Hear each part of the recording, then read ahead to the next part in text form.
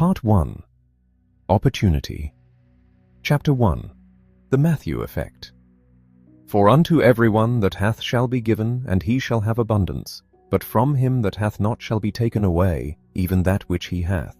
Matthew 25:29. 1. On a balmy spring afternoon in May 2007, the Medicine Hat Tigers faced off against the Vancouver Giants for the Memorial Cup Hockey Championship in Vancouver, British Columbia. The Tigers and the Giants represented the two premier teams in the Canadian Hockey League, which is widely considered the finest junior hockey league on the planet. These players were the sport's future luminaries, young men of 17, 18, and 19 who had been skating and handling pucks since they were scarcely out of diapers. The match was broadcast across Canada on national television. Throughout downtown Vancouver, Memorial Cup banners adorned the lampposts. The arena was filled to capacity, a long red carpet was unfurled onto the ice, and the announcer introduced the dignitaries present for the game. First appeared Gordon Campbell, the Premier of British Columbia. Then, to thunderous applause, Gordie Howe, one of the game's true legends, walked out. "Ladies and gentlemen," the announcer proclaimed, "Mr. Hockey." For the ensuing 60 minutes, the two squads engaged in a spirited, aggressive contest. Vancouver struck first, early in the second period, on a rebound by Mario Bliznak. Toward the end of the second period, Medicine Hat responded as their leading scorer, Darren Helm, fired a quick shot past Vancouver's goaltender Tyson Sexsmith. Vancouver retaliated in the third period, netting the game-deciding goal, and then, as Medicine Hat pulled their goalie in a desperate bid to equalize, Vancouver scored once more. Following the game, players, their families, and sports journalists from all over the country crowded into the winning team's locker room. The air was thick with cigar smoke and the scent of champagne and sweat-drenched hockey equipment. Adorning the wall was a hand-painted banner that read, "Embrace the struggle." In the center of the room, the Giants coach, Don Hay, stood with misty eyes. "I'm just so proud of these guys," he declared. "Just look around the locker room. There isn't one guy who didn't buy in wholeheartedly." Canadian hockey operates as a meritocracy. Thousands of Canadian boys start playing the sport at the novice level before they even enter kindergarten. From that juncture, there are leagues for every age group, and at each stage, players are evaluated, sifted, and sorted, with the most talented being identified and groomed for the next tier. By the time players reach their mid-teens, the very best have been funneled into an elite league known as Major Junior A, which sits at the pinnacle of the pyramid. And if your Major Junior A team competes for the Memorial Cup, it signifies that you have reached the very apex of that pyramid.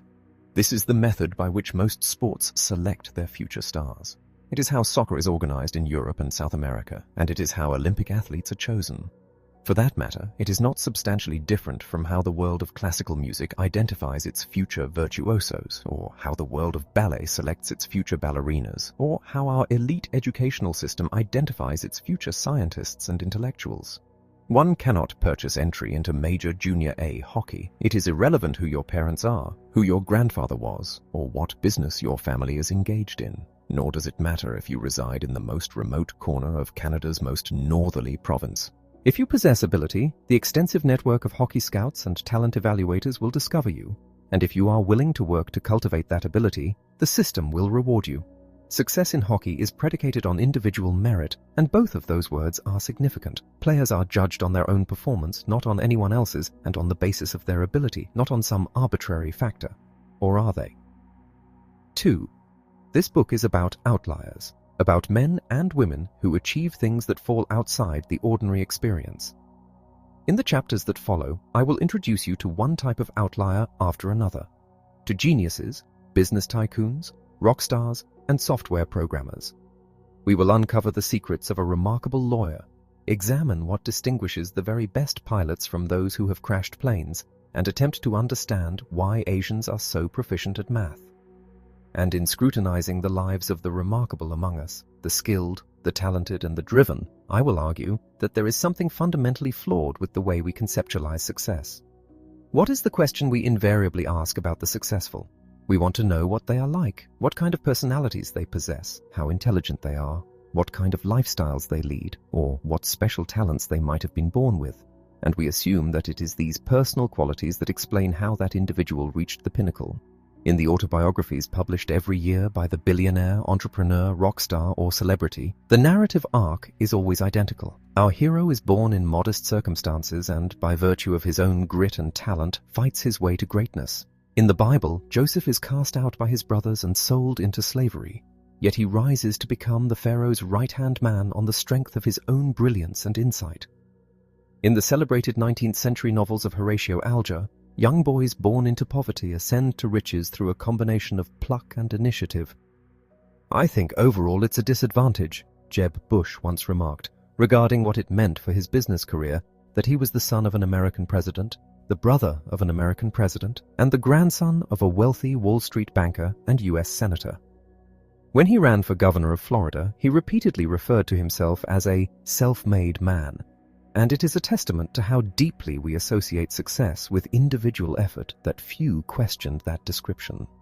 "Lift up your heads," Robert Winthrop told the crowd many years ago at the unveiling of a statue of that great hero of American independence, Benjamin Franklin, "and look at the image of a man who rose from nothing, who owed nothing to parentage or patronage, who enjoyed no advantages of early education which are not open, 100-fold open, to yourselves, who performed the most menial services in the businesses in which his early life was employed, but who lived to stand before kings and died to leave a name which the world will never forget." In Outliers, I want to convince you that these kinds of personal explanations of success do not work. People do not rise from nothing. We do owe something to parentage and patronage. The people who stand before kings may appear to have done it all by themselves, but in fact, they are invariably the beneficiaries of hidden advantages, extraordinary opportunities, and cultural legacies that allow them to learn and work hard and make sense of the world in ways others cannot. It makes a difference where and when we grew up. The culture we belong to and the legacies passed down by our forebears shape the patterns of our achievement in ways we cannot begin to imagine. It is not sufficient to ask what successful people are like. In other words, it is only by asking where they are from that we can unravel the logic behind who succeeds and who does not. Biologists often speak of the ecology of an organism. The tallest oak in the forest is the tallest not merely because it grew from the hardiest acorn. It is the tallest also because no other trees blocked its sunlight. The soil around it was deep and rich, no rabbit chewed through its bark as a sapling, and no lumberjack cut it down before it matured. We all know that successful people come from hardy seeds, but do we know enough about the sunlight that warmed them, the soil in which they put down roots, and the rabbits and lumberjacks they were fortunate enough to avoid? This is not a book about tall trees, it is a book about forests. And hockey is a good place to start because the explanation for who reaches the top of the hockey world is far more interesting and complicated than it appears. In fact, it is downright peculiar. 3. Here is the player roster of the 2007 Medicine Hat Tigers. Take a close look and see if you can spot anything strange about it. No. 9. Brennan Bosch, CR58 173 Feb 14 1988, Martinsville, SK.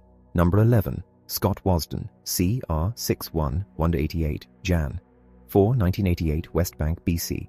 Number 12. Colton Grant, LW L59 177 Marder 20, 1989, Standard AB. Number 14, Darren Helm, LW, L6, 182, Jan, 21, 1987, St. Andrews, MB. Number 15, Derek Dorset, RW, L511, 178, December 20, 1986, Kindersley, SK number 16. Dane Todd, C, R, 510, 173, Jan, 10, 1987, Red Deer, AB, number 17. Tyler Swiston, RW, R, 511. 185, Jan. 15, 1988, Cochrane, AB number 19. Matt Lowry, CR6, 186, Mard 2, 1988, Nipawa, MB number 20.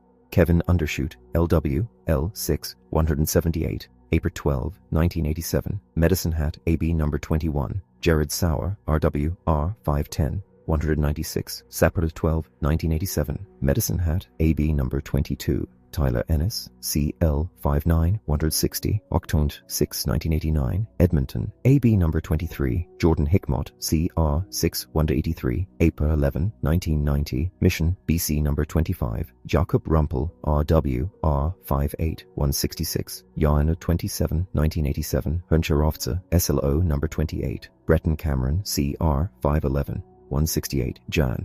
26, 1989, Didsbury, AB number 36, Chris Stevens, LWL 510, 197, OG 20, 1986, Dawson Creek, BC number 3, Gord Baldwin, DL 65205, Mar 1, 1987, Winnipeg, MB number 4, David Schlemko, DL 61, 195, May 7, 1987, Edmonton, AB number 5, Trevor Glass, DL 6, 190, Jan 22, 1988, Cochrane, AB number 10, Chris Russell, DL 510, 177, May 2nd, 1987, Caroline, AB number 18, Michael Sauer, DR 63205, Ogham 7, 1987, Sartell, MN, number 24, Mark Isherwood, DR 6, 183, Jan 31, 1989, Abbotsford, BC, number 27, Shane Brown, DL 61, 198, Feb. 20, 1989, Stony Plain, AB, number 29, Jordan Benfeld, DR 63230, Feb. 9, 1988, Leduc, AB number 31, Ryan Holfeld, GL 511, 166, June 29, 1989, Leroy, SK number 33, Matt Keatley, GR 62, 189, April to 27, 1986, Medicine Hat, AB. Do you see it? Don't feel bad if you don't, because for many years in the hockey world, no one did. It wasn't until the mid-1980s that a Canadian psychologist named Roger Barnsley first drew attention to the phenomenon of relative age. Barnsley was at a Lethbridge Broncos hockey game in southern Alberta, a team that played in the same major junior A-league as the Vancouver Giants and the Medicine Hat Tigers. He was there with his wife, Paula, and their 2 boys, and his wife was reading the program when she stumbled across a roster list just like the one above that you just examined. "Roger," she said, "do you know when these young men were born?" Barnsley said yes. "They're all between 16 and 20, so they'd be born in the late 60s. No, Paula continued. "What month?" I thought she was crazy, Barnsley remembers. But I looked through it, and what she was saying just jumped out at me. For some reason, there were an incredible number of January, February, and March birth dates. Barnsley went home that night and looked up the birth dates of as many professional hockey players as he could find. He saw the same pattern. Barnsley, his wife, and a colleague, A.H. Thompson, then gathered statistics on every player in the Ontario Junior Hockey League. The story was the same. More players were born in January than in any other month, and by an overwhelming margin. The second most frequent birth month, February. The third, March. Barnsley found that there were nearly 5.5 times as many Ontario Junior Hockey League players born in January as were born in November. He looked at the all-star teams of 11-year-olds and 13-year-olds, the young players selected for elite traveling squads. Same story. He looked at the composition of the National Hockey League. Same story. The more he looked, the more Barnsley came to believe that what he was seeing was not a chance occurrence but an iron law of Canadian hockey. In any elite group of hockey players, the very best of the best, 40% of the players will have been born between January and March, 30% between April and June, 20% between July and September, and 10% between October and December. In all my years in psychology, I have never run into an effect this large, Barnsley says. You don't even need to do any statistical analysis. You just look at it. Look back at the Medicine Hat roster. Do you see it now? 17 out of the 25 players on the team were born in January, February, March, or April. Here is the play-by-play for the first 2 goals in the Memorial Cup final. Only this time I have substituted the players' birthdays for their names. It no longer sounds like the championship of Canadian junior hockey. It now sounds like a strange sporting ritual for teenage boys born under the astrological signs Capricorn, Aquarius, and Pisces. March 11th starts around one side of the Tigers' net, leaving the puck for his teammate January 4th, who passes it to January 22nd, who flips it back to March 12th, who shoots point blank at the Tigers' goalie, April 27th. April 27th blocks the shot, but it's rebounded by Vancouver's March 6th. He shoots. Medicine Hat defenseman February 9th and February 14th dive to block the puck, while January 10th looks on helplessly. March 6th scores. Let's go to the second period now. Medicine Hat's turn. The Tigers' scoring leader, January 21st, charges down the right side of the ice. He stops and circles, eluding the Vancouver defenseman February 15th. January 21st then deftly passes the puck to his teammate December 20th. Wow, what's he doing out there? Who shrugs off the on-rushing defender May 17th and slides a cross-crease pass back to January 21st. He shoots. Vancouver defenseman March 12th dives, trying to block the shot. Vancouver's goalie, March 19th, lunges helplessly. January 21st scores. He raises his hands in triumph. His teammate May 2nd jumps on his back with joy. 4. The explanation for this is quite simple. It has nothing to do with astrology, nor is there anything magical about the first 3 months of the year. It is simply that in Canada, the eligibility cutoff for age class hockey is January 1st. A boy who turns 10 on January 2nd, then, could be playing alongside someone who doesn't turn 10 until the end of the year. And at that age, in pre-adolescence, a 12-month gap in age represents an enormous difference in physical maturity. This being Canada, the most hockey-crazed country on earth, coaches start to select players for the traveling rep squad, the all-star teams, at the age of 9 or 10. And of course, they are more likely to view as talented the bigger and more coordinated players who have had the benefit of critical extra months of maturity. And what happens when a player gets chosen for a rep squad? He gets better coaching, and his teammates are better, and he plays 50 or 75 games a season instead of 20 games a season like those left behind in the house league, and he practices twice as much as, or even 3 times more than, he would have otherwise. In the beginning, his advantage isn't so much that he is inherently better, but only that he is a little older. But by the age of 13 or 14, with the benefit of better coaching and all that extra practice under his belt, he really is better, so he's the one more likely to make it to the major junior A league, and from there into the big leagues. Barnsley argues that these kinds of skewed age distributions exist whenever 3 things happen: selection, streaming, and differentiated experience. If you make a decision about who is good and who is not good at an early age, if you separate the talented from the untalented, and if you provide the talented with a superior experience, then you're going to end up giving a huge advantage to that small group of people born closest to the cutoff date. In the United States, football and basketball don't select, stream, and differentiate quite as dramatically. As a result, a child can be a bit behind physically in those sports and still play as much as his or her more mature peers. But baseball does. The cutoff date for almost all non-school baseball leagues in the United States is July 31st, with the result that more Major League players are born in August than in any other month. The numbers are striking. In 2005, among Americans playing Major League Baseball, 505 were born in August versus 313 born in July. European soccer, similarly, is organized like hockey and baseball, and the birth date distributions in that sport are heavily skewed as well. In England, the eligibility date is September 1st, and in the Football Association's Premier League at one point in the 1990s, there were 288 players born between September and November, and only 136 players born between June and August. In international soccer, the cutoff date used to be August 1st, and in one recent Junior World Championship tournament, 135 players were born in the 3 months after August 1st, and just 22 were born in May, June, and July. Today, the cutoff date for international junior soccer is January 1st. Take a look at the roster of the 2007 Czech national junior soccer team, which made the Junior World Cup finals.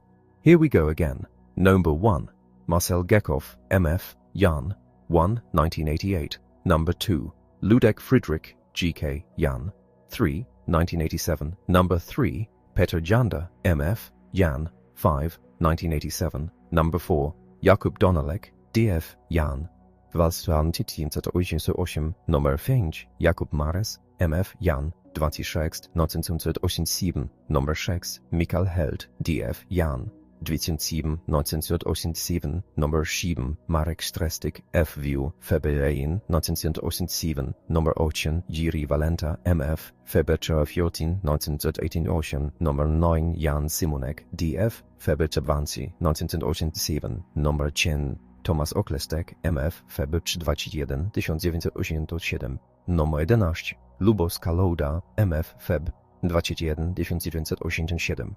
Numer 12, Radek Petr, GK, Feb, 24, 1987. Numer 13, Ondrej Mazuch, DF, Mar, 15, 1989. Numer 14, Ondrej Kudela, MF, Mar, 26, 1987. Numer 15, Marek Suchy, DF, Mar 29, 1988. Number 16, Martin Fenin, FW, April 16, 1987. Number 17, Thomas Peckhardt, FW, May 26, 1989. Number 18, Lukas Kuban, DF, Jonas 22, 1987. Number 19, Thomas Kichler, DF, June 24, 1987. Number 20, Thomas Friestak, GK, August 18, 1987. number 21, Tomas Mikola, MF, Sept 26, 1988. At the national team tryouts, the Czech soccer coaches might as well have told everyone born after midsummer that they should pack their bags and go home. Hockey and soccer are just games, of course, involving a select few. But these exact same biases also show up in areas of much more consequence, like education. Parents with a child born at the end of the calendar year often think about holding their child back before the start of kindergarten. It's hard for a 5-year-old to keep up with a child born many months earlier. But most parents, one suspects, think that whatever disadvantage a younger child faces in kindergarten eventually goes away. But it doesn't. It's just like hockey. The small initial advantage that the child born in the early part of the year has over the child born at the end of the year persists. It locks children into patterns of achievement and underachievement, encouragement and discouragement that stretch on and on for years. Recently, 2 economists, Kelly Bedard and Elizabeth Douay, looked at the relationship between scores on what is called the Trends in International Mathematics and Science Study, or TIMSS, math and science tests given every 4 years to children in many countries around the world, and month of birth. They found that among 4th graders, the oldest children scored somewhere between 4 and 12 percentile points better than the youngest children. That, as Douay explains, is a huge effect. It means that if you take 2 intellectually equivalent 4th graders with birthdays at opposite ends of the cutoff date, the older student could score in the 80th percentile, while the younger one could score in the 68th percentile. That's the difference between qualifying for a gifted program and not. It's just like sports, Douay said. We do ability grouping early on in childhood. We have advanced reading groups and advanced math groups. So early on, if we look at young kids in kindergarten and 1st grade, the teachers are confusing maturity with ability, and they put the older kids in the advanced stream where they learn better skills. And the next year, because they are in the higher groups, they do even better. And the next year, the same thing happens and they do even better again. The only country we don't see this going on is Denmark. They have a national policy where they have no ability grouping until the age of 10. Denmark waits to make selection decisions until maturity differences by age have evened out. Douay and Bedard subsequently did the same analysis, only this time looking at college. What did they find? At 4-year colleges in the United States, the highest stream of post-secondary education, students belonging to the relatively youngest group in their class are underrepresented by about 11.6%. That initial difference in maturity doesn't go away with time. It persists. And for thousands of students, that initial disadvantage is the difference between going to college and having a real shot at the middle class and not. I mean, it's ridiculous, Douay says. It's outlandish that our arbitrary choice of cutoff dates is causing these long-lasting effects, and no one seems to care about them. 5. Think for a moment about what the story of hockey and early birthdays says about success.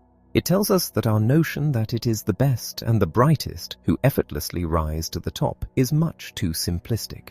Yes, the hockey players who make it to the professional level are more talented than you or me. But they also got a big head start, an opportunity that they neither deserved nor earned, and that opportunity played a critical role in their success. The sociologist Robert Merton famously called this phenomenon the Matthew effect, after the New Testament verse in the Gospel of Matthew.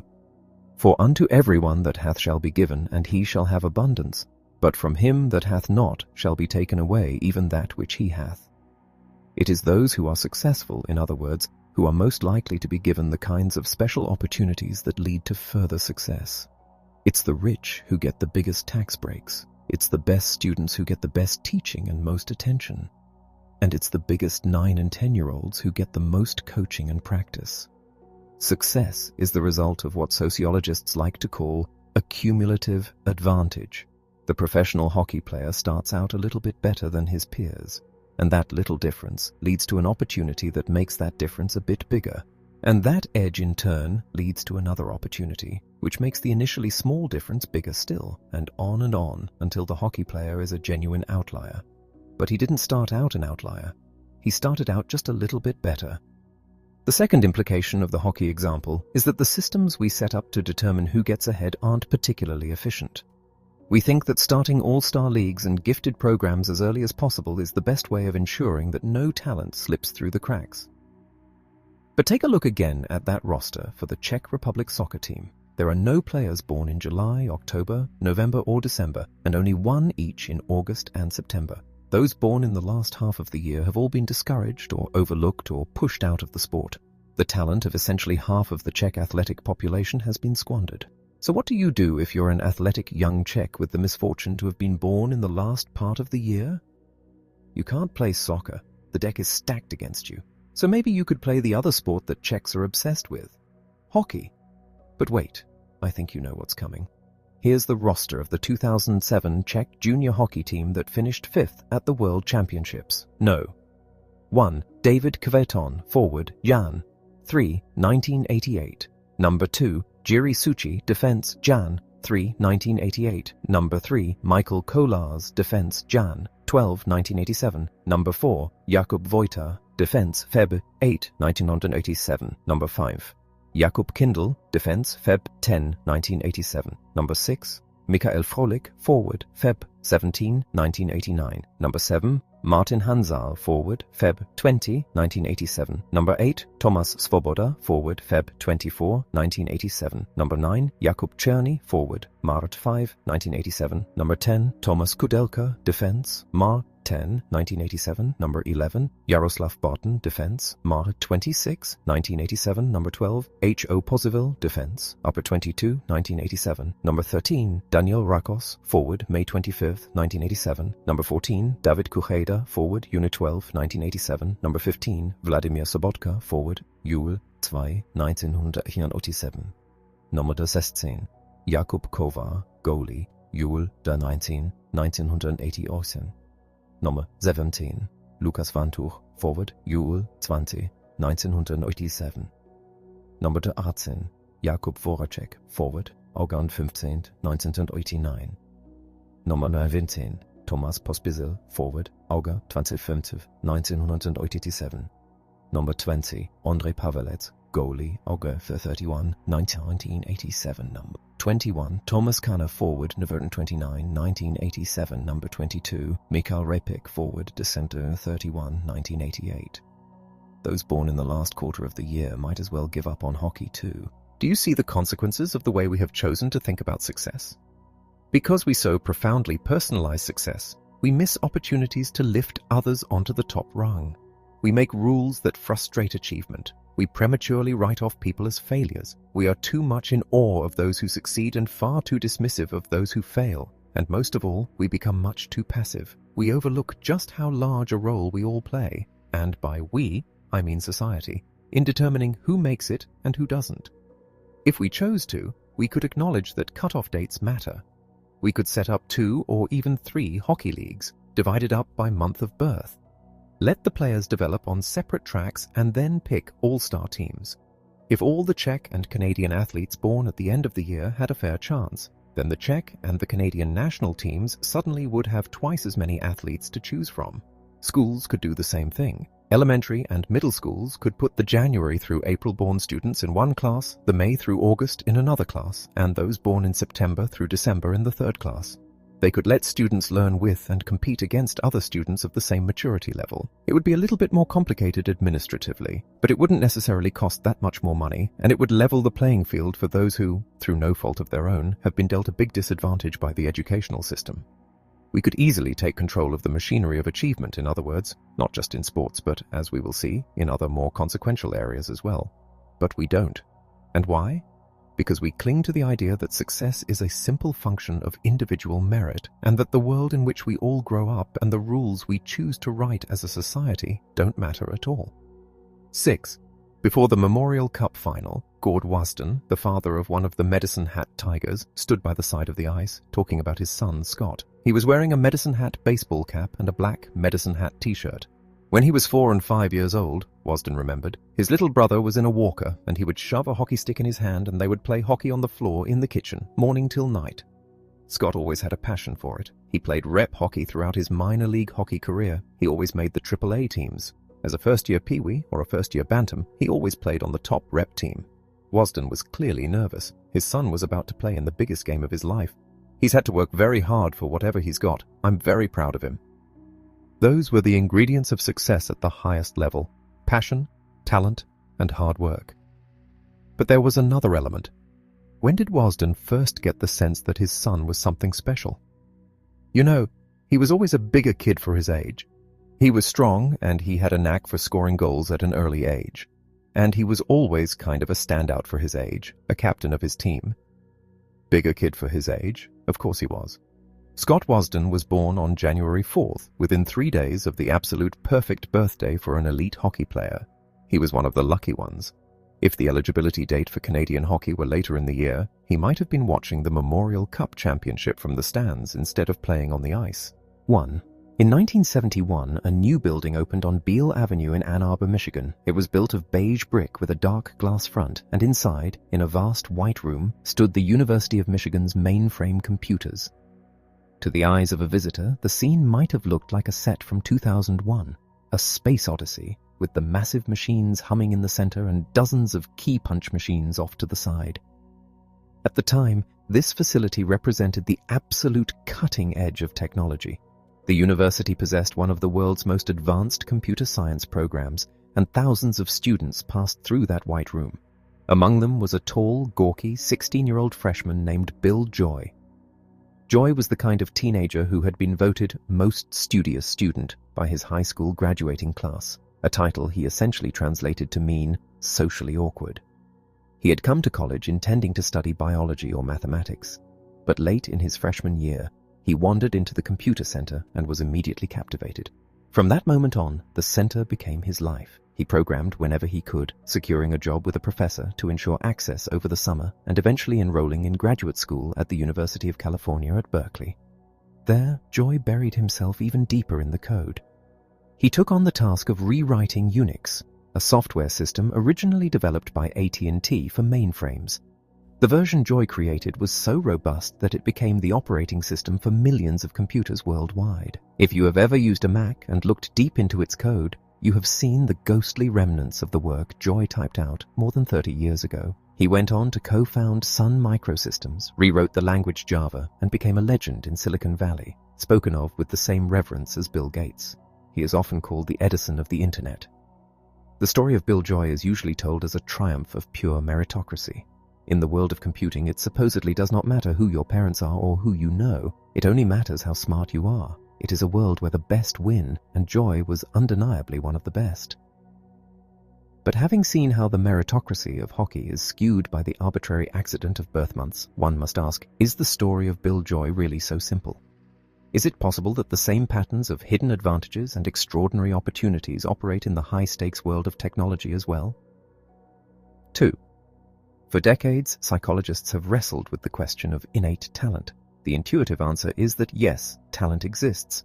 Not every hockey player born in January becomes a professional, only the ones with natural ability do. Achievement is commonly understood as the sum of talent plus preparation. However, the deeper researchers dig into the careers of the gifted, the smaller the role innate talent seems to play, and the larger the role preparation seems to assume. In the early 1990s, the psychologist K. Anders Ericsson conducted a famous study at Berlin's elite Academy of Music. With the help of professors, he divided the school's violinists into 3 groups: the stars with the potential to become world-class soloists, the students who were merely good, and the students who were unlikely to play professionally and intended to become music teachers. All were asked the same question. Over the course of your entire career, how many hours have you practiced? A distinct pattern emerged. Everyone had started playing at roughly the same age, around 5. In the early years, practice times were similar, but by age 8, the differences began to compound. The students, who would end up as the best in their class, began practicing more than everyone else. 6 hours a week by age 9, 8 hours by age 12, 16 hours by age 14, and so on. By the age of 20, the elite performers had each totaled 10,000 hours of practice. The merely good students had totaled 8,000 hours, and the future music teachers just over 4,000. Ericsson found no naturals, musicians who floated to the top with effortless grace and minimal practice. Nor did he find any grinds, people who worked harder than everyone else but lacked the requisite spark. The research suggested that once a musician manages to get into a top school, the only thing that distinguishes one performer from another is how hard he or she works. And the people at the very top don't just work harder, they work much, much harder. This number, 10,000 hours, appears repeatedly in studies of expertise. Whether in composition, basketball, fiction writing, ice skating, or chess, 10,000 hours of practice seems to be the critical threshold required to achieve mastery. Even Mozart, the quintessential prodigy, fits this pattern. His early works were largely arrangements of other composers' music. The first concerto, widely regarded as a masterpiece, No. 9 K271, was not composed until he was 21, by which time he had been composing for more than 10 years. This explains the mystery of the Czech and Canadian hockey players. There were almost no professionals born late in the year because the late-born prodigies were weeded out too early. A child born in December is physically smaller than one born in January. He doesn't get picked for the all-star team at age 9, doesn't get the extra coaching and practice games, and thus never accumulates the 10,000 hours necessary to master the game by adulthood. The catch is that 10,000 hours is an enormous amount of time. It is all but impossible to reach that number by young adulthood all by yourself. You need parents who support you. You cannot be poor because you cannot afford to spend your days practicing if you need to work for survival. And most importantly, you usually need a specific type of program or extraordinary opportunity that gives you the chance to put in those hours. 3. Let us return to Bill Joy. It is 1971. He is brilliant, yes, but that is only part of the equation. The pivotal factor in his development was that he happened to stumble upon the computer center at the University of Michigan. In the early 1970s, computing was rare and expensive. A single mainframe cost millions of dollars. Programming was typically done with cardboard punch cards. You would type your code onto cards, hand a stack of them to an operator, and wait hours, sometimes a whole day, to get your results. If you made a single typo, you had to start the process over. Under such conditions, accumulating 10,000 hours of practice was a mathematical impossibility. But Michigan was different. It was one of the first universities in the world to switch to time sharing. This system allowed the computer to handle multiple tasks simultaneously, meaning programmers could type commands into a teletype terminal and get immediate feedback. It turned programming from a tedious exercise in patience into an interactive, real-time conversation. Bill Joy arrived at Michigan just as this revolution was taking hold. He found himself in one of the few places on Earth where a 17-year-old could program virtually without limits. The computer center was open 24 hours a day. Joy stayed there all night, and he found a loophole. The university allocated a fixed amount of computer time to each student, but Joy discovered that if he typed a specific command, TK, the system would not charge him. He could sit there and program forever. Consider the stream of opportunities. Joy went to a forward-thinking school. The school had a time-sharing system. The system had a bug that allowed free access. The center was open all night. Because of these accidental advantages, Joy was able to program 8 to 10 hours a day. By the time he reached Berkeley, he had already clocked his 10,000 hours. He was ready to rewrite the history of computing not just because he was smart, but because he was practiced. 4. Does this rule apply to other fields? Let's examine two of the most famous success stories of the 20th century, the Beatles and Bill Gates. The Beatles arrived in the United States in 1964 and transformed the face of music. But their journey began long before they landed at JFK Airport. Lennon and McCartney started playing together in 1957, 7 years prior. And if we look closely at those intervening years, we find a unique crucible: Hamburg, Germany. In 1960, the Beatles were just a struggling high school band from Liverpool. By a stroke of luck, a club owner in Hamburg was looking for rock groups to play in his strip clubs. The formula was simple: make the show non-stop, hour after hour, to catch the passing traffic of the red light district.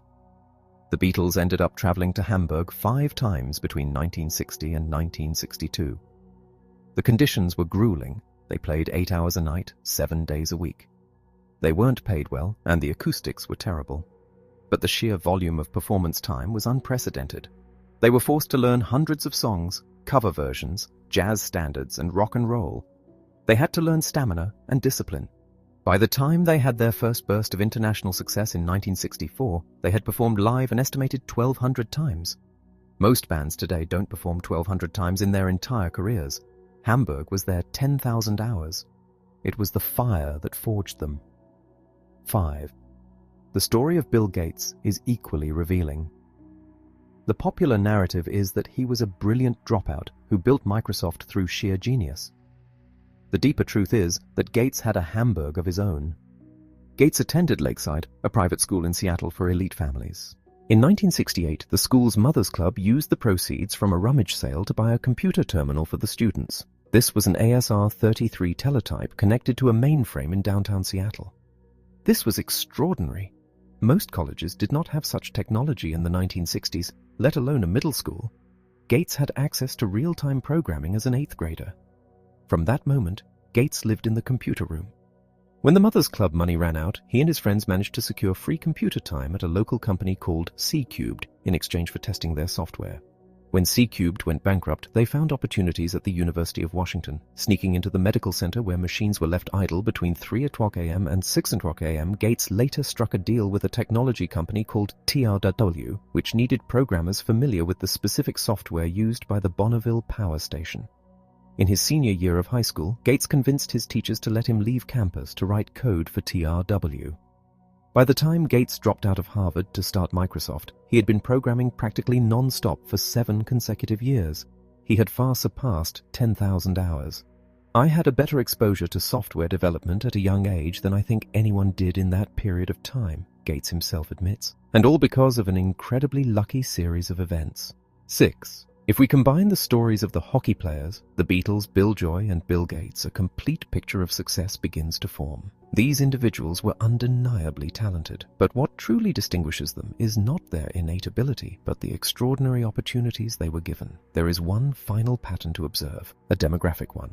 If you examine a list of the 75 richest people in human history, from pharaohs to modern billionaires, an astonishing percentage of them are Americans born within a single 9-year window in the mid-19th century. John D. Rockefeller, 1839, Andrew Carnegie, 1835, J.P. Morgan, 1837. They were all born at the precise moment to be in their prime, when the American economy underwent its massive industrial transformation in the 1860s and 1870s. The same logic applies to the Silicon Titans. The personal computer revolution essentially began in January 1975 with the release of the Altair 8800. To take advantage of this moment, you needed to be young enough to not be tied down by a corporate job and family, but old enough to have mastered the necessary skills. You wanted to be 20 or 21 in 1975. Bill Gates was born on October 28, 1955. Paul Allen was born on January 21, 1953. Steve Ballmer was born on March 24, 1956. Steve Jobs was born on February 24, 1955. Eric Schmidt was born on April 27, 1955. Bill Joy was born on November 8, 1954. They are all essentially the same age. Their success was not merely a product of their own making, it was a product of the world in which they grew up. They were given a special opportunity to work harder than anyone else, and they happened to come of age at a time when that extraordinary effort was rewarded by the greatest revolution in modern history. Chapter 3. The Trouble with Geniuses. Part 1. Knowledge of a boy's IQ is of little help if you are faced with a formel of Darwin's. 1. In the midst of the 2008 television season, the quiz show 1 vs. 100 featured a guest whose presence promised a spectacle of intellectual dominance. The show's premise is a simple battle of attrition. One contestant faces a mob of 100 ordinary people. To win the $1 million prize, the guest must outlast the mob, answering questions correctly while the others fall away. It is a game that requires a broad base of knowledge, but on this particular night the challenger was anything but ordinary. "Tonight the mob takes on their fiercest competition yet," the announcer boomed. "Meet Chris Langan, who many call the smartest man in America." The camera settled on a stocky, muscular man in his 50s. He looked more like a bouncer than a scholar. The voiceover continued, framing the stakes in stark numerical terms. "The average person has an IQ of 100. Einstein 150. Chris has an IQ of 195. He's currently wrapping his big brain around a theory of the universe. But will his king-size cranium be enough to take down the mob for $1 million? Langan walked onto the stage. The host, Bob Saget, looked at him with a mixture of curiosity and apprehension. "You don't think you need to have a high intellect to do well on 1 versus 100, do you?" Saget asked. "Actually, I think it could be a hindrance," Langan replied, his voice deep and steady. "To have a high IQ, you tend to specialize, think deep thoughts. You avoid trivia, but now that I see these people," he cast a glance at the mob, his eyes twinkling with a superior amusement, "I think I'll do okay." Christopher Langan is a celebrity in the peculiar world of the highly intelligent. He has appeared on news programs and been the subject of documentaries. He has been profiled in magazines and newspapers. His IQ is so high that it defies the standard measuring scales, often cited as being somewhere between 195 and 210. To put that in perspective, the average college graduate has an IQ of roughly 115 or 120. A PhD student in physics might be 140 or 150. Langan is an outlier among outliers. He started speaking at 6 months old. He taught himself to read at 3 by listening to the radio and following along with the newspaper. By high school, he was wading through theoretical physics and questioning the existence of God. He scored a perfect score on his SAT, even though he fell asleep during the test. We are fascinated by people like Chris Langan. We look at his massive IQ score and we assume that it must translate into a life of unparalleled achievement. We imagine that a man with a 1 in a billion mind must be living a 1 in a billion life, solving the world's great problems, writing the great books, or curing the great diseases. We assume there is a direct line between intelligence and success. But as we shall see, the relationship between genius and achievement is far more complicated than that. And to understand why, we have to go back almost a century to the man who first fell in love with the idea of the IQ. 2. The story of the modern obsession with intelligence begins with a psychology professor at Stanford University named Lewis Terman. During the First World War, Terman worked with the military to develop intelligence tests for new recruits. And after the war, he became convinced that the same testing methods could be used to identify and cultivate the nation's future leaders. In 1921, Terman launched one of the most famous psychological studies in history. He sent his field workers into California's elementary schools with a simple instruction: find the brightest children. The teachers were asked to nominate their smartest students, and those children were given an intelligence test. Those who scored in the top 10% were given a second, harder test. Those who scored above 130 were given a third test. From this rigorous sifting process, Terman identified 1,470 children whose IQs averaged over 140, with some reaching as high as 200. These were the termites. Terman loved his young geniuses. He tracked their lives with obsessive detail. He recorded their educational progress, their physical health, their psychological development, and eventually their careers and marriages. He believed that these children were destined to be the future elite of the United States. He wrote, "There is nothing about an individual as important as his IQ." To Terman, intelligence was the critical variable in human potential. If you had a high IQ, you had the raw material for greatness. And for a time, it seemed Terman was right. The termites were taller and healthier than their peers. They were socially well adjusted. They breezed through school. Terman watched them grow up with the proud expectation that they would revolutionize science, art, government, and industry. He believed he had found the key to human potential: identify the smart ones early, give them the best education, and watch them soar. But as the years went on, Terman's grand theory began to unravel. 3. The problem with Terman's study was not that his subjects failed. Most of them did perfectly well. They became doctors, lawyers, engineers, and professors. They earned good incomes and lived comfortable lives, but few of them became the world-changing figures Terman had predicted. There were no Nobel Prize winners in his group, no world-renowned musicians, no transformative political leaders. In fact, 2 children who were tested by Terman's team and rejected because their IQs weren't high enough, William Shockley and Luis Alvarez, went on to win Nobel Prizes in physics. What Terman failed to understand is what modern psychologists call the threshold theory of intelligence. Imagine a basketball player. If you want to play in the NBA, you have to be tall. A man who is 5'6" has almost no chance of making it. A man who is 6 feet tall has a better chance.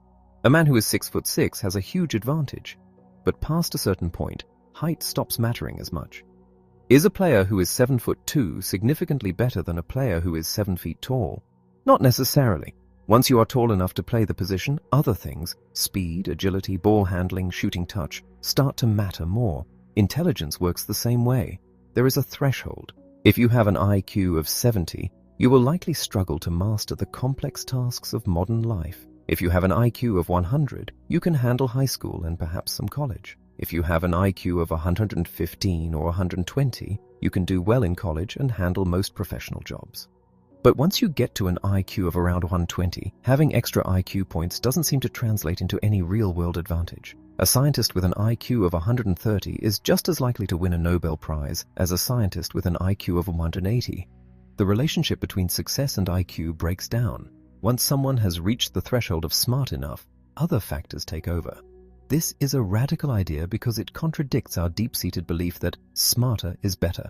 We assume that the person with the highest score is the most qualified, but if intelligence is a threshold, then the difference between the smartest person and the merely smart person is irrelevant.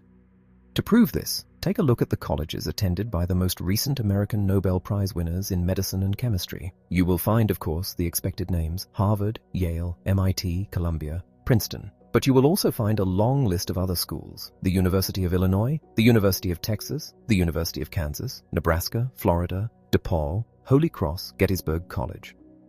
If winning a Nobel Prize required being the absolute smartest person in the country, you would expect all the winners to come from the absolute most selective schools. They don't. They come from everywhere. Why? Because to be a Nobel Prize winner, you have to be smart enough to get into a decent college, like the University of Illinois or Holy Cross.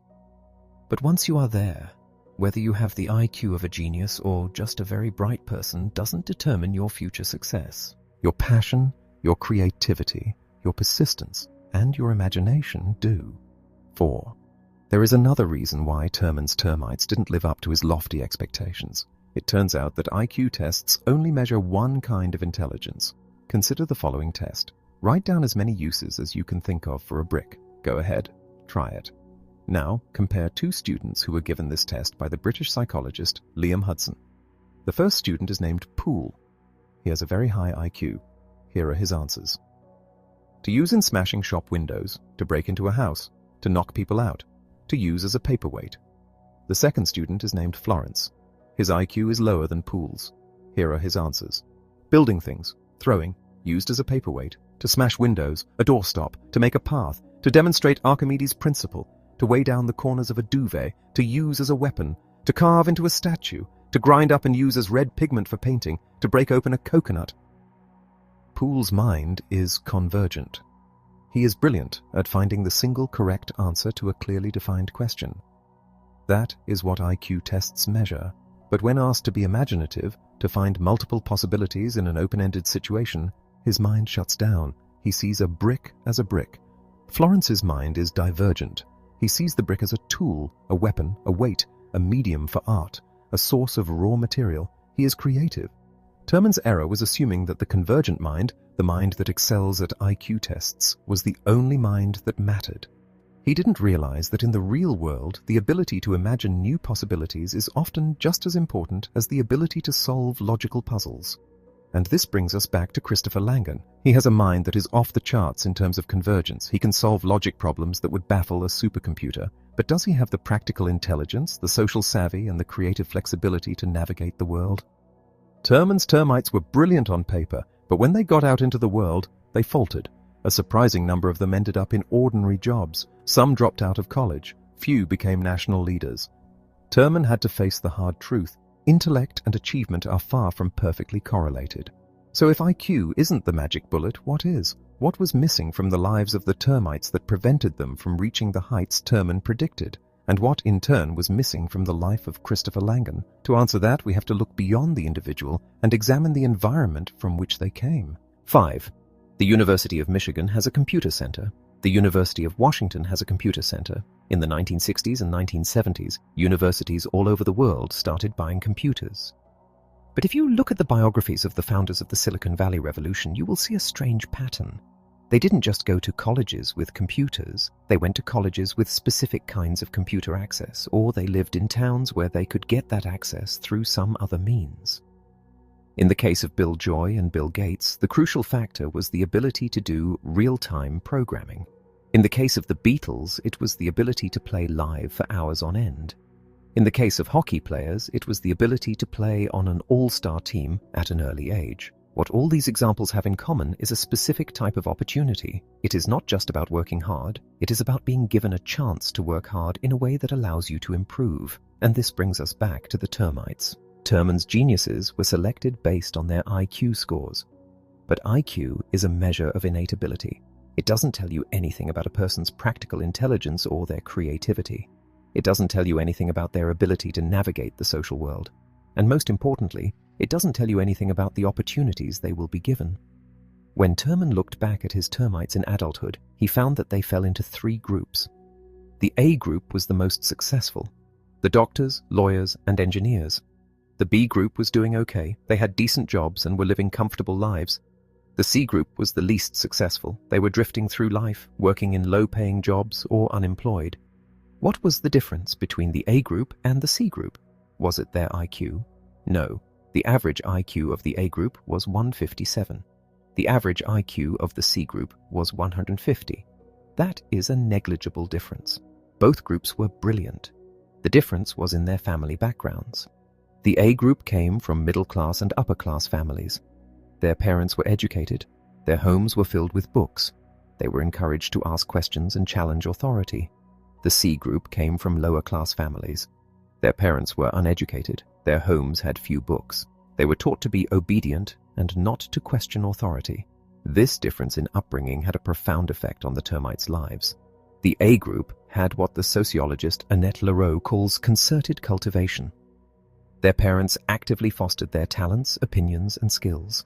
They enrolled them in organized activities. They reasoned with them. They taught them how to interact with adults and how to advocate for themselves. The C group had what Leroux calls accomplishment of natural growth. Their parents loved them just as much, but they believed their responsibility was to provide food, shelter, and safety, and then let the children grow and develop on their own. They didn't intervene in their children's education. They didn't teach them how to negotiate with institutions. The result was that the A group developed a sense of entitlement, not in the negative sense of being spoiled, but in the sense of feeling that they had a right to pursue their own preferences and to actively manage their interactions in institutional settings. They knew how to speak up, how to ask for help, how to get what they needed. The C group developed a sense of constraint. They felt intimidated by authority figures. They didn't know how to navigate the system. When they faced obstacles, they gave up. One of the C group termites, a man named Robert Oppenheimer, not the physicist, was a brilliant student who had a breakdown while studying for his doctorate in physics at Cambridge. He tried to poison his tutor with a chemical-laced apple. He was put on probation and had to see a psychiatrist, but he was allowed to stay. He eventually got his PhD. Why was he allowed to stay? Because he knew how to talk his way out of trouble. He had the social skills, the practical intelligence, to negotiate with the university authorities. Another termite, a man named Chris Langan, our quiz show contestant, had a similar experience. He lost his scholarship to Reed College because his mother failed to fill out the financial aid forms. He tried to explain the situation to the administration, but they wouldn't listen. He dropped out. Later, he enrolled in Montana State University. But one winter, his car broke down and he couldn't get to class. He asked his professors if he could transfer to a different section of the class so he wouldn't miss the lectures. They said no. He dropped out again. Langan had an IQ of 195. Oppenheimer had an IQ of roughly the same. But Oppenheimer came from a wealthy, educated family that taught him how to handle authority. Langan came from a poor, broken home where he was beaten by his stepfather and taught to distrust institutions. Oppenheimer knew how to get what he wanted from the world. Langan did not. And that made all the difference. 6. So, what have we learned? We have learned that success is not just about innate ability. It is about opportunity. It is about timing. It is about upbringing. It is about cultural legacy. We have learned that the self-made man is a myth. No one makes it alone. We are all products of our history and our community.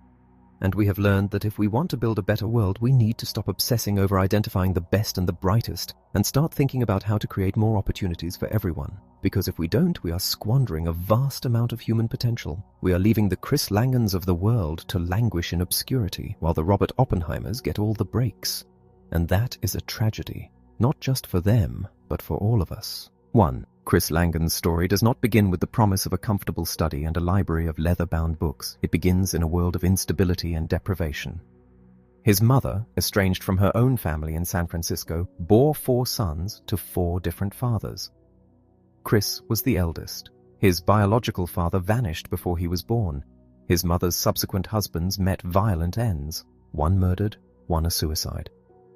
The man who eventually took the role of father figure, Jack Langan, was a failed journalist and an alcoholic who ruled the house with a bullwhip and locked the kitchen cabinets to ration food. The family lived a nomadic existence, drifting from town to town, at one point subsisting in a teepee on an Indian reservation. They wore clothes until they disintegrated. To this day, I haven't met anybody who was as poor when they were kids as our family was, Langan recalls.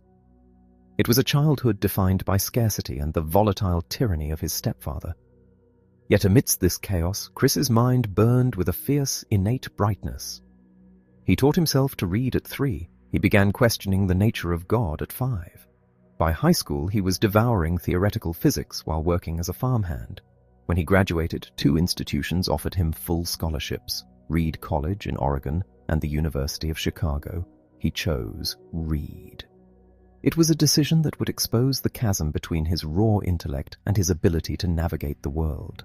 Langan arrived at Reed as a crew-cut boy from Montana, stepping into a culture of long-haired urban intellectuals. He felt alien. He retreated into the library, hiding from a social world he did not understand.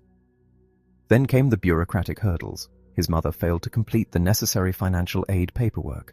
The scholarship was revoked. Langan went to the administration to explain, to plead his case, to show that the oversight was not his fault. The response was indifference. The money was gone. He was out.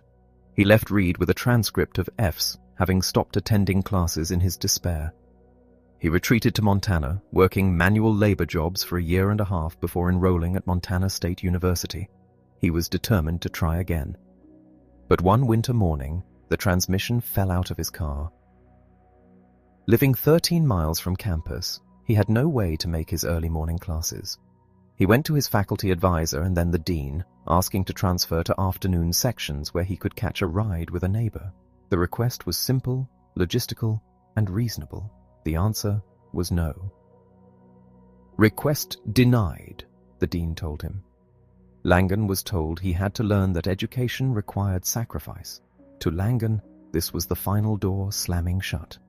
He saw the university not as a place of learning, but as a rigid, unyielding system designed to keep him out. He dropped out, never to return to higher education. He spent the next decades of his life working as a construction worker, a cowboy, a forest firefighter, and eventually for 20 years as a bouncer in a bar on Long Island. 2. Consider for a moment the life of another young genius, Robert Oppenheimer. Like Langan, Oppenheimer possessed a mind of singular brilliance.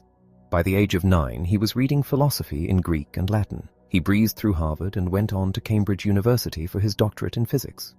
At Cambridge, however, Oppenheimer began to unravel. He was emotionally unstable and struggled with deep depression. He was a theoretical physicist forced into experimental work by his tutor, Patrick Blackett. In a fit of despair and jealousy, Oppenheimer took chemicals from the lab and poisoned an apple, which he left on Blackett's desk. The university discovered the plot.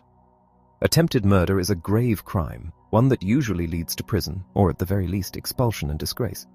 But Oppenheimer was not expelled. His parents arrived, negotiations ensued. The university agreed to keep him on, provided he see a psychiatrist. He was put on probation. Years later, this same man who had once tried to poison his teacher was selected to lead the Manhattan Project. The military general in charge, Leslie Groves, needed a director for the atomic bomb effort.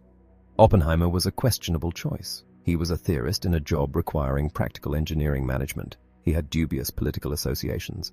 And he had never run anything larger than a seminar. Yet, Oppenheimer charmed Groves. He impressed the general with his vision and his intellect. Groves later declared him a genius. Why did Oppenheimer get probation for attempted murder while Langan lost his scholarship over a piece of paper? Why did Oppenheimer get to lead the greatest scientific project of the century despite his lack of qualifications, while Langan couldn't even get a class rescheduled? The difference was not intelligence. Both men were brilliant. The difference was that Oppenheimer knew how to handle the world. He possessed a skill set that Langan completely lacked. 3. Psychologist Robert Sternberg calls this skill practical intelligence. It is not the ability to solve abstract logic puzzles or visualize multidimensional shapes. It is the ability to read a situation, to know what to say to whom and when to say it. It is the knowledge of how to get what you want. Practical intelligence is procedural. It is a tool. It is distinct from the analytical intelligence measured by IQ tests. One can have a stratospheric IQ and possess zero practical intelligence. Conversely, one can be of average intelligence but possess a masterful command of social nuance. Oppenheimer had both. He could solve equations, and he could talk his way out of a murder charge. He knew how to appeal to General Groves's vanity and ambition. He knew how to navigate a bureaucracy. Langan, for all his intellectual firepower, had no practical intelligence. When confronted with a bureaucrat, he saw an enemy. When his calculus professor taught the subject in a way Langan found trivial, Langan did not know how to respectfully engage him. He challenged him, alienating the very person who could have been his mentor. He did not know how to speak the language of institution. He did not know that he had a right to ask for help, or that rules could be bent for the exceptional. 4. Where does this practical intelligence come from? It is not innate. We are not born knowing how to negotiate with a dean or charm a general. It is learned, and it is learned primarily in the home. The sociologist Annette Larreau conducted a profound study of childhood upbringing. She followed 12 families, both black and white, from middle class, working class, and poor backgrounds. She found that parenting styles divided sharply along class lines. The wealthier parents practiced what Larreau calls concerted cultivation. They were heavily involved in their children's lives. They shuttled them from soccer practice to piano lessons. They constantly reasoned with their children, explaining the why behind rules. They encouraged their children to question authority, to speak up, to negotiate. When a middle-class child, Alex Williams, went to the doctor, his mother prepared him in the car. "You can ask him anything you want. Don't be shy." During the exam, Alex interrupted the doctor, corrected him, and advocated for himself. The doctor treated Alex as a peer, as a person worthy of attention. Alex was learning entitlement, not in the negative sense of being spoiled, but in the sense of feeling he had a right to be in the room, a right to be heard, and a right to shape his environment. The poor and working class parents practiced accomplishment of natural growth. They loved their children just as much, but they saw their role as providing food, safety, and shelter. They let their children play unstructured games. They did not reason with them. They issued directives. They taught their children to be deferential to authority, not to challenge it. When these children encountered institutions, schools, hospitals, bureaucracies, they were at a disadvantage. They were passive.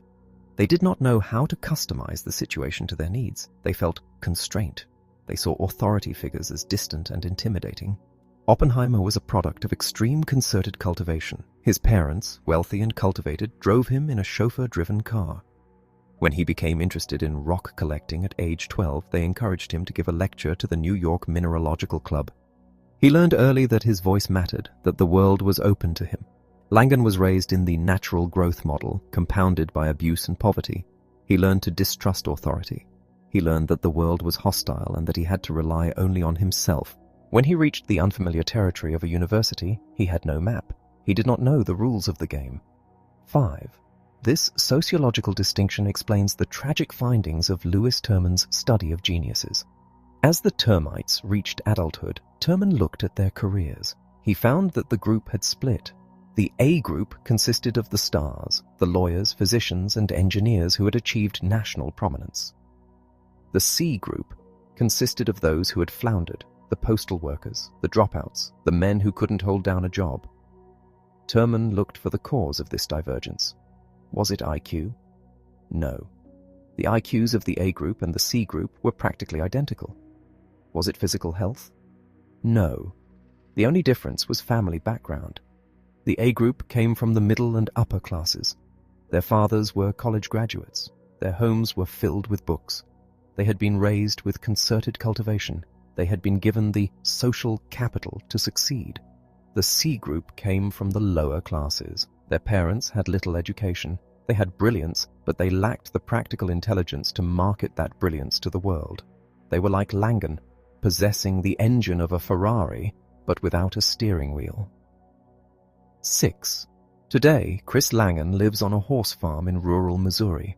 He is a commanding figure, muscular and intense. He spends his days doing chores and his nights thinking about the universe. He has spent decades developing his cognitive theoretic model of the universe, a theory he believes explains all of existence. But he works in isolation. He has no academic peers. He does not attend conferences. He does not publish in journals. He has not pursued a publisher for his work because he lacks the credentials and the social connections to be taken seriously.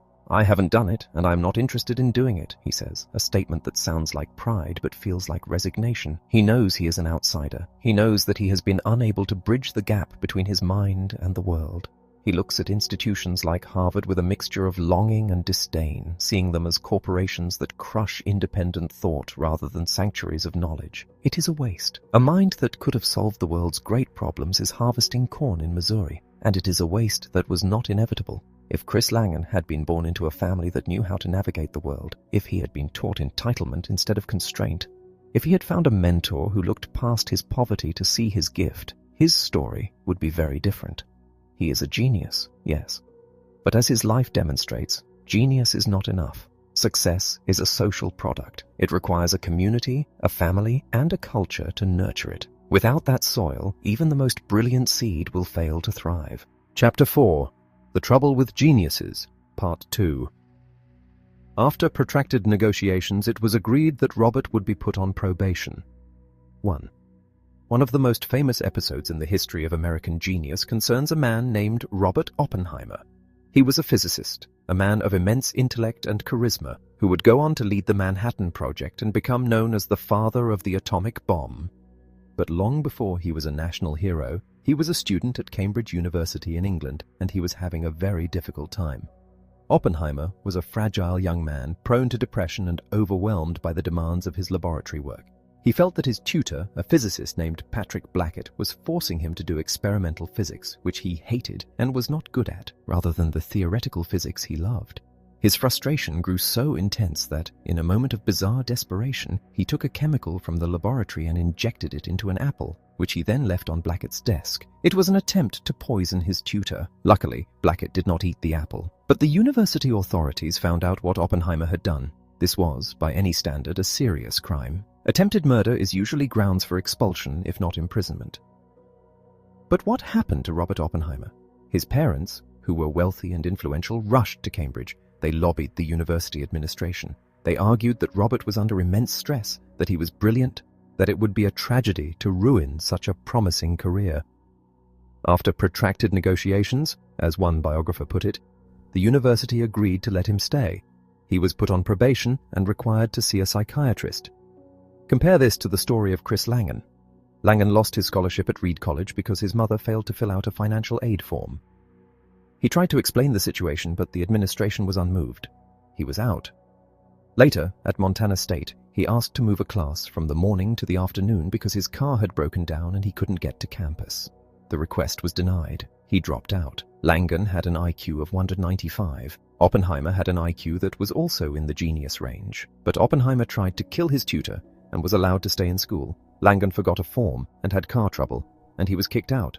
Why the difference? Because Oppenheimer knew how to talk to people. He knew how to negotiate. He knew how to navigate the system. He had what the psychologist Robert Sternberg calls practical intelligence. 2. Practical intelligence is not the same as IQ. IQ is a measure of innate analytical ability. It is, to a large extent, genetic. But practical intelligence is something else entirely. It is a set of skills that have to be learned. It is knowing what to say to whom, knowing when to say it, and knowing how to say it for maximum effect. It is procedural. It is about knowing how to do something without necessarily knowing why you know it or being able to explain it. It is, in other words, a kind of social savvy, and it is just as important as analytical intelligence in determining who succeeds and who fails. Oppenheimer had it in spades. Even as a child, he was charming and persuasive. When he was 9, he was already reading philosophy in Greek and Latin and debating with adults. When he arrived at the Manhattan Project, he was able to charm the gruff military general in charge, Leslie Groves, even though Oppenheimer had no administrative experience and a questionable political past. Groves was captivated by him. He saw Oppenheimer's brilliance and decided that he was the only man for the job. Langan, on the other hand, had none of this. He grew up in poverty. He had no father. His stepfather was abusive. He was never taught how to interact with authority figures. He didn't know that you could negotiate with a dean. He didn't know that you could ask for special treatment. When he encountered resistance, he didn't know how to work around it. He just gave up. He lacked the entitlement that Oppenheimer had. 3. The sociologist Annette Lareau uses the word entitlement to describe the attitude of children from middle-class and upper-class families. She doesn't mean it in a negative way, as in spoiled. She means that these children are raised to believe that they have a right to pursue their own individual preferences and to actively manage their interactions in institutional settings. Lareau studied a group of third graders from different social backgrounds. She found that the middle-class parents practiced a style of parenting she called concerted cultivation. They were heavily involved in their children's lives. They signed them up for soccer, piano lessons, and gymnastics. They talked to them constantly, reasoning with them and explaining things. They encouraged them to question adults and to speak up for themselves. The result was that the middle-class children learned to be assertive. They knew how to ask for attention. They knew how to get what they wanted from teachers and doctors. The working class and poor parents, on the other hand, practiced a style Lareau called accomplishment of natural growth. They loved their children just as much, but they saw their role differently. They believed their job was to provide food, shelter, and safety, and then let the children grow and develop on their own. They didn't sign them up for organized activities. They didn't reason with them. They gave them commands. Do this because I said so. These children learned to be independent and creative, but they also learned to be passive in the face of authority. They didn't know how to manipulate the system to their advantage. They felt a sense of constraint when dealing with institutions. They were intimidated by doctors and teachers. They didn't know they could ask questions or challenge decisions. Oppenheimer was a classic example of concerted cultivation. His parents were wealthy and cultured. They drove him everywhere. They encouraged his interests.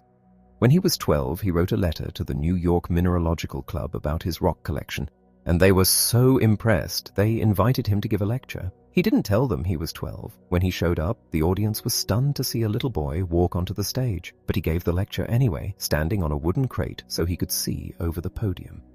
He had been taught that he had something to say and that people should listen to him. Langan was a classic example of natural growth. He grew up in a chaotic, violent household. He was on his own. He learned to survive, but he never learned how to thrive in the complex social world of the middle class. When he faced the bureaucracy of Reed College, he was bringing a knife to a gunfight. He didn't have the tools he needed to win. 4. This is the tragedy of the C group in Terman's study. These were men who were just as smart as the A group, but they ended up with nothing. Why? Because they lacked the social advantages that come from a middle-class upbringing. Terman found that almost all of the A group came from the middle and upper classes. Their fathers were college graduates. Their homes were filled with books. They had been cultivated. Almost all of the C group came from the lower classes. Their parents had little education. They had been left to grow naturally. Intelligence is a necessary condition for success, but it is not sufficient. You need more than just a high IQ. You need the kind of practical intelligence that allows you to show the world what you can do. You need to know how to talk to people. You need to know how to sell yourself. You need to know how to navigate the unwritten rules of society. And those skills are not innate. They are learned. They are passed down from parents to children, from one generation to the next. They are a form of cultural capital. Oppenheimer had that capital. Langan did not. And that is why Oppenheimer became one of the most famous scientists in history, while Chris Langan is a horse rancher in Missouri. 5. Langan still works on his theory of the universe. He calls it the cognitive theoretic model of the universe. He has written papers on it. He believes it solves the mysteries of science and religion. But he works in a vacuum. He has no academic colleagues. He doesn't go to conferences. He doesn't publish in journals. He tried to get published once, but he didn't know how to go about it, and he gave up. "I'm not going to play their game," he says. He is like a musician who has written a beautiful symphony but refuses to perform it because he doesn't like the acoustics of the concert hall. The music remains in his head, unheard by the world. There is a sadness to Chris Langan's story. It is the sadness of wasted potential. We like to think that talent will always rise to the top, that genius cannot be denied. But that is a lie. Talent is fragile. It needs to be nurtured. It needs to be given a chance. If Chris Langan had been born into a wealthy family, if he had been Robert Oppenheimer, he would almost certainly be a famous scientist today. He would have gone to Harvard.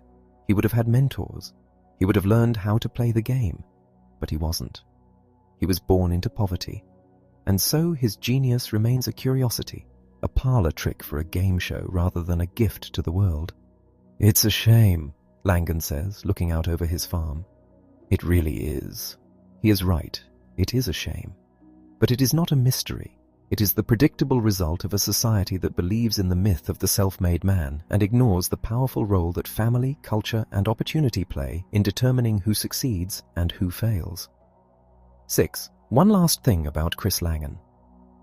In 2008, he agreed to have his genetic profile analyzed by a company called 23andMe.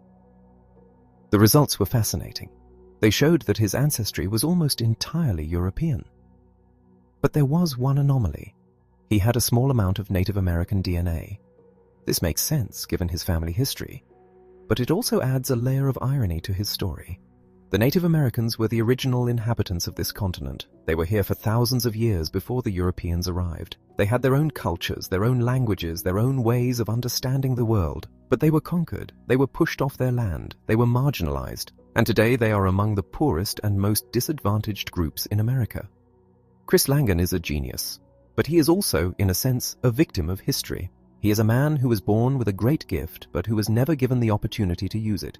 He is an outlier, yes, but he is an outlier who proves the rule, that success is not just about who you are, but about where you come from. Chapter 5. The 3 Lessons of Joe Flom. Mary Got a Quarter.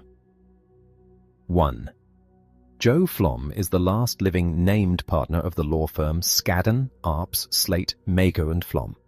He is a short, slightly hunched man with large ears and the watchful eyes of someone who has spent a lifetime anticipating trouble. His office is high up in the Condé Nast building in Times Square, and the firm he built is a behemoth. It has nearly 2,000 lawyers, 23 offices around the world, and earns over $1 billion a year. It is one of the largest and most powerful law firms in the world. If you were to ask Joe Flom how he achieved such spectacular success, he would likely tell you a story about ambition and skill. He would talk about growing up poor in the Depression, about his intelligence, about his willingness to outwork everyone else. And all of that is true. Flom was brilliant, he was driven. He was, by all accounts, a legal prodigy. But as we have seen in the previous chapters, individual merit is never the whole story. Success is not a solo act. It is a product of history, community, opportunity, and legacy. And so, to truly understand Joe Flom, we have to look beyond his personal qualities. We have to look at his world.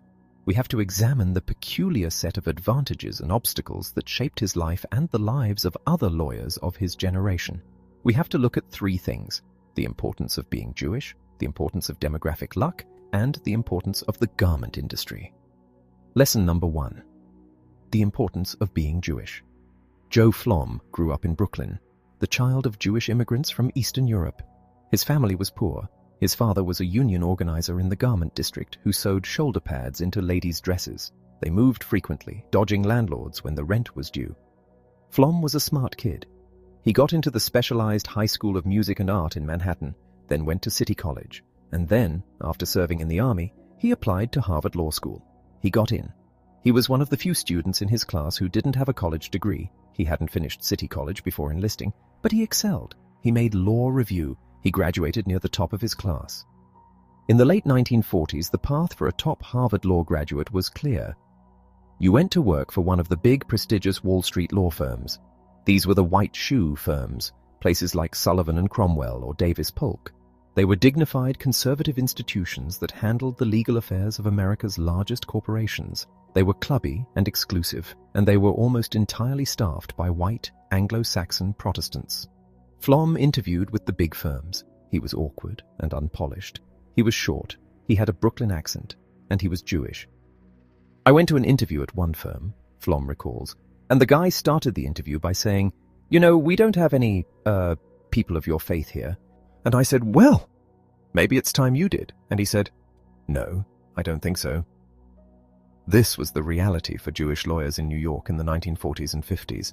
The doors to the establishment were closed. The old line firms didn't hire people like Joe Flom, so Flom and others like him had to find another way. They joined smaller, scrappier firms, or they started their own. In 1948, Flom joined a tiny firm started by Marshall Skadden and Les Arps. He was their first associate. Because they were locked out of the prestigious corporate work, the securities filings, the bond indentures, the blue-chip litigation, these Jewish lawyers had to take whatever work they could find. And what they found was the work the white shoe firms didn't want. One of the things the big firms turned their noses up at was proxy fights and hostile takeovers. In the 1950s and 60s, corporate raiders were seen as uncouth. The white shoe firms represented the establishment companies being attacked, but they wouldn't stoop to representing the attackers. It was considered ungentlemanly. It was just not done, says one legal historian. It was like ambulance chasing. So whenever a corporate raider needed a lawyer, the big firms said no. And the raider would go looking for someone else, someone hungry, someone smart, someone who wasn't bound by the social niceties of the WASP elite. They went to Joe Flom. For 20 years, Skadden Arps did the dirty work. They specialized in litigation and takeovers. They learned the intricacies of corporate warfare while the big firms were busy with polite boardroom meetings. Then, in the 1970s, the world changed. The economy shifted, mergers and acquisitions became common. Hostile takeovers became a standard business practice. Suddenly, every major corporation in America needed a lawyer who knew how to fight a takeover battle. And who were the experts? Who had been doing this work for decades? Who had put in their 10,000 hours? Joe Flom and his peers. The very thing that had been a disadvantage, their exclusion from the elite firms, turned out to be a massive advantage. They had been forced to master a field of law that the establishment ignored, only to find that this field was about to become the most important and lucrative area of legal practice in the world. If Flom had been a WASP, he would have been hired by a white shoe firm. He would have spent his career doing securities work. He would have been a successful lawyer, but he would not have been Joe Flom. He would not have built a billion-dollar firm. He was successful because he was an outsider. Lesson number 2, demographic luck. There is another factor in Joe Flom's success, and it has nothing to do with religion or law. It has to do with when he was born. Flom was born in the 1930s. This is a very specific and special demographic cohort. In the United States, the birth rate dropped dramatically during the Great Depression. Families were struggling, the future was uncertain, and people stopped having children. As a result, the generation born in the 1930s was much smaller than the generation before it, the 1920s, and the generation after it, the baby boomers born after 1946. What does it mean to be born into a small generation? It means less competition. When the Depression babies started school, the classrooms were empty. Teachers had more time for each student. When they got to high school and college, there were plenty of spots available. The universities were building new facilities, but they didn't have enough students to fill them. It was easier to get into a good college. It was easier to get into a good law school. And when they graduated and entered the workforce, the demand for labor was high, but the supply of young workers was low. Consider the contrast with a lawyer born in the late 1940s or early 1950s, a baby boomer.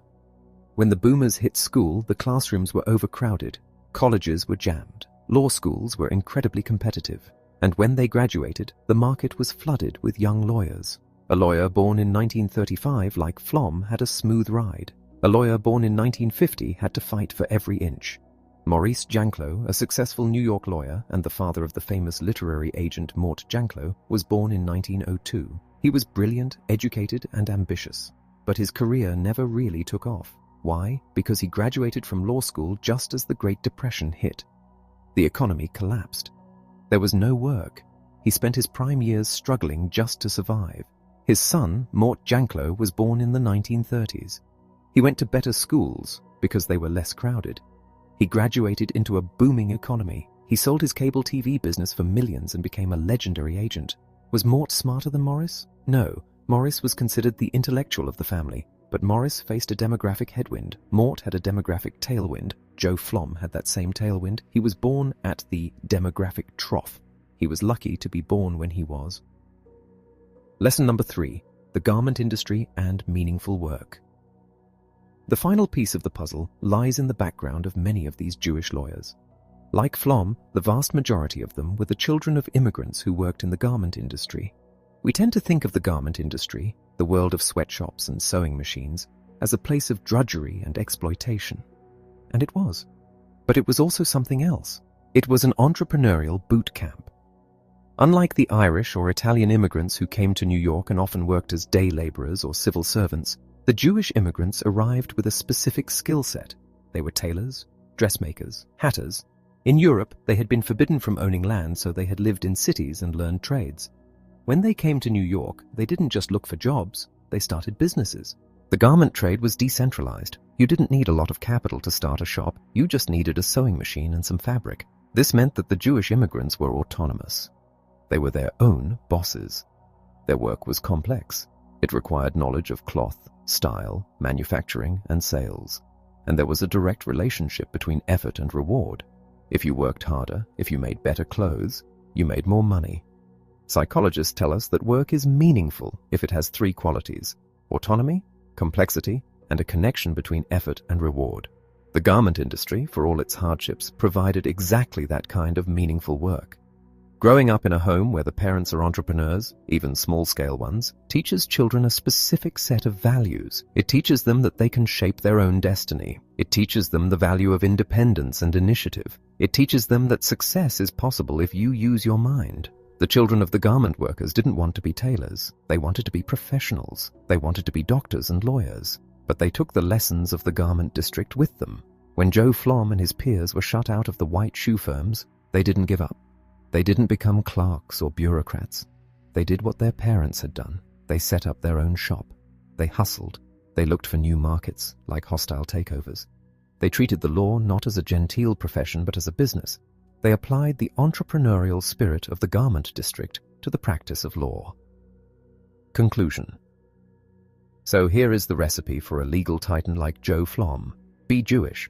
This gets you excluded from the elite firms, forcing you into the scrappy work of litigation and takeovers, which eventually becomes the most valuable work in the world. Be born in the 1930s. This gives you the demographic advantage of a small generation, ensuring less competition in school and a high demand for your labor.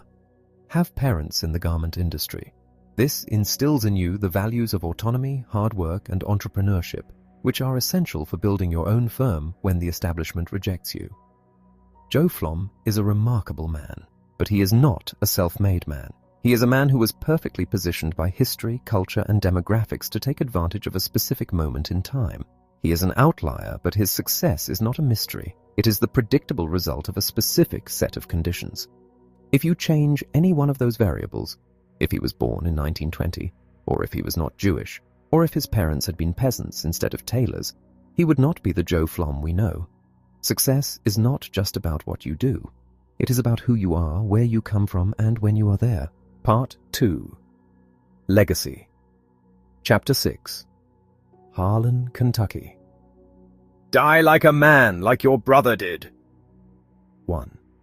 If you travel down the spine of the Appalachian Mountains, tracing the rugged line of blue ridges that stretch from Pennsylvania to Georgia, you will eventually find yourself in Harlan County, Kentucky. It is a place of fierce beauty, with steep hillsides covered in dense forests of oak and pine, and narrow valleys where creeks run fast and cold. It is also a place with a history as dark and tangled as the hollows themselves. Harlan County was founded in 1819 by a group of immigrant families from the British Isles, from the borderlands of Scotland and England, and from Northern Ireland. These were the Scots-Irish, a people who had spent centuries fighting for survival in one of the most violent and lawless regions of Europe. They were herders, not farmers, accustomed to living on rocky, unforgiving terrain where the only law was the strength of your own clan. When they arrived in America, they didn't settle in the civilized coastal towns of Virginia or Massachusetts. They headed straight for the backcountry, for the mountains that reminded them of home. They brought with them their music, their religion, and their fierce independence. But they also brought something else, a culture of honor. In a culture of honor, a man's reputation is everything. It is his most valuable possession. If someone insults him, or cheats him, or threatens his family, he cannot turn the other cheek. He must retaliate. He must show that he is not a man to be trifled with. If he doesn't, he loses his standing in the community. He becomes vulnerable. This cultural legacy, this obsession with personal honor and the willingness to use violence to defend it, would shape the history of Harlan County for generations. 2. The violence in Harlan began almost as soon as the first settlers arrived. It started with family feuds.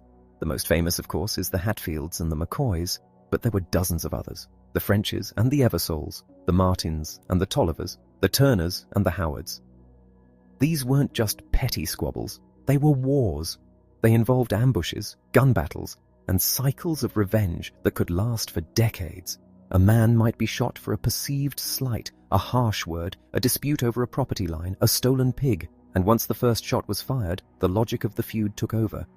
If you killed my brother, I had to kill you, and then your son would have to kill me, and then my son would have to kill your son. In Harlan County, this violence reached a fever pitch in the 19th century. One of the most notorious feuds involved two families, the Howards and the Turners. It began, as these things often did, with something trivial. In the late 1800s, two boys, one a Howard, one a Turner, got into a fistfight over a game of poker. That night, the Turners went to the Howard home and shot it up. The Howards fired back. Soon, the entire county was drawn into the conflict. The climax came in a courtroom in the county seat of Harlan. A man named Little Bob Turner was testifying in a trial involving the Howards. As he left the witness stand, he was shot dead in the middle of the crowded courtroom. A gunfight erupted. When the smoke cleared, Several men lay dead or dying on the floor. But the violence didn't stop there. It continued for years. The Howards and the Turners hunted each other down in the streets, in the hills, even in their own homes. The state militia had to be called in repeatedly to restore order. At one point, the governor of Kentucky threatened to put the entire county under martial law. Why was Harlan so violent? It wasn't because the people there were naturally evil. It wasn't because they were poor, though they were. It was because they were trapped in a cultural pattern that they had brought with them from the old world. Sociologists call this the culture of honor. It tends to develop in places where the economy is based on herding rather than farming. A farmer depends on his crops. He has to cooperate with his neighbors to bring in the harvest. He can't afford to be fighting all the time. But a herder is different. His wealth is mobile. His sheep or cattle can be stolen in the middle of the night. He has to be vigilant. He has to be willing to fight to protect his property. He has to make sure that everyone knows he is not a man to be messed with. The Scots-Irish settlers of Harlan were herders. They came from a violent, lawless borderland where you couldn't trust the government to protect you. You had to protect yourself. And when they moved to the mountains of Kentucky, they recreated that world. They lived in isolation, far from the reach of the law. They relied on their clans for survival, and they taught their children that a man's honor was worth dying for.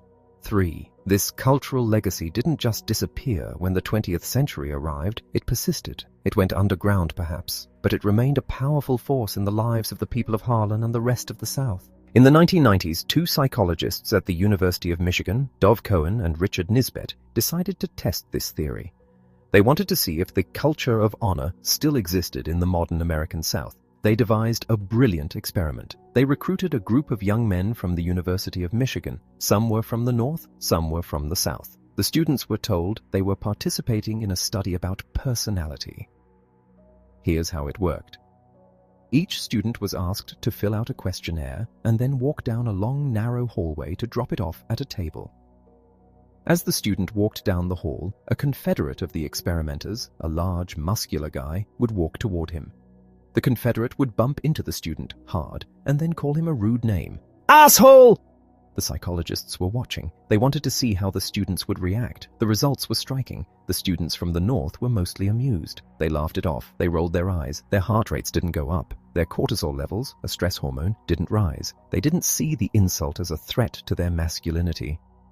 The students from the South were different. When they were bumped and insulted, they got angry. Their faces flushed. Their heart rates skyrocketed. Their cortisol levels surged. Their testosterone levels jumped. They looked ready to fight. Later, the students were given a series of scenarios to complete. For example, it had only been 20 minutes since they had arrived at the party when Larry began hitting on Steve's girlfriend. Steve decided to... The Northern students usually wrote endings like, "Tell Larry to knock it off," or "Leave the party." The Southern students were much more likely to write endings that involved violence. "Smash a beer bottle over Larry's head," or "Beat the crap out of him." Cohen and Nisbet concluded that the culture of honor is still alive and well. Even today, decades after the last feud in Harlan ended, men from the South are conditioned to respond to insults with aggression. They have inherited a cultural script that tells them that their worth as men depends on their ability to defend their honor. 4. This explains a lot about the patterns of violence in the United States. Why is the homicide rate so much higher in the South than in the rest of the country? It's not because Southerners are more criminal. It's because in the South, certain kinds of violence, violence in defense of honor, violence in response to an insult, are considered acceptable, even necessary. If you look at the statistics, you'll find that crimes like robbery and stranger murder are not significantly higher in the South, but argument-related homicides, killings that happen between people who know each other, usually over a trivial dispute, are much higher. It's the legacy of the herdsman. It's the echo of the Scottish borderlands ringing through the hills of Kentucky and Tennessee and Texas. And this brings us back to the central theme of this book. We like to think that we are autonomous individuals, that we shape our own destinies, that our past doesn't matter, but that is an illusion. We are all products of our history. The culture of our ancestors, the values they held, the way they lived, the lessons they taught their children, leaves a deep imprint on us. It shapes how we think, how we feel, and how we behave, often in ways we don't even realize. The young men in the University of Michigan experiment didn't know why they got so angry when someone called them a name. They just knew that they felt angry. They didn't know that their reaction was a ghost from the past, a survival mechanism developed by their great-great-grandfathers on the rocky hillsides of Harlan County. But it was. 5. So, What does this have to do with success? Everything.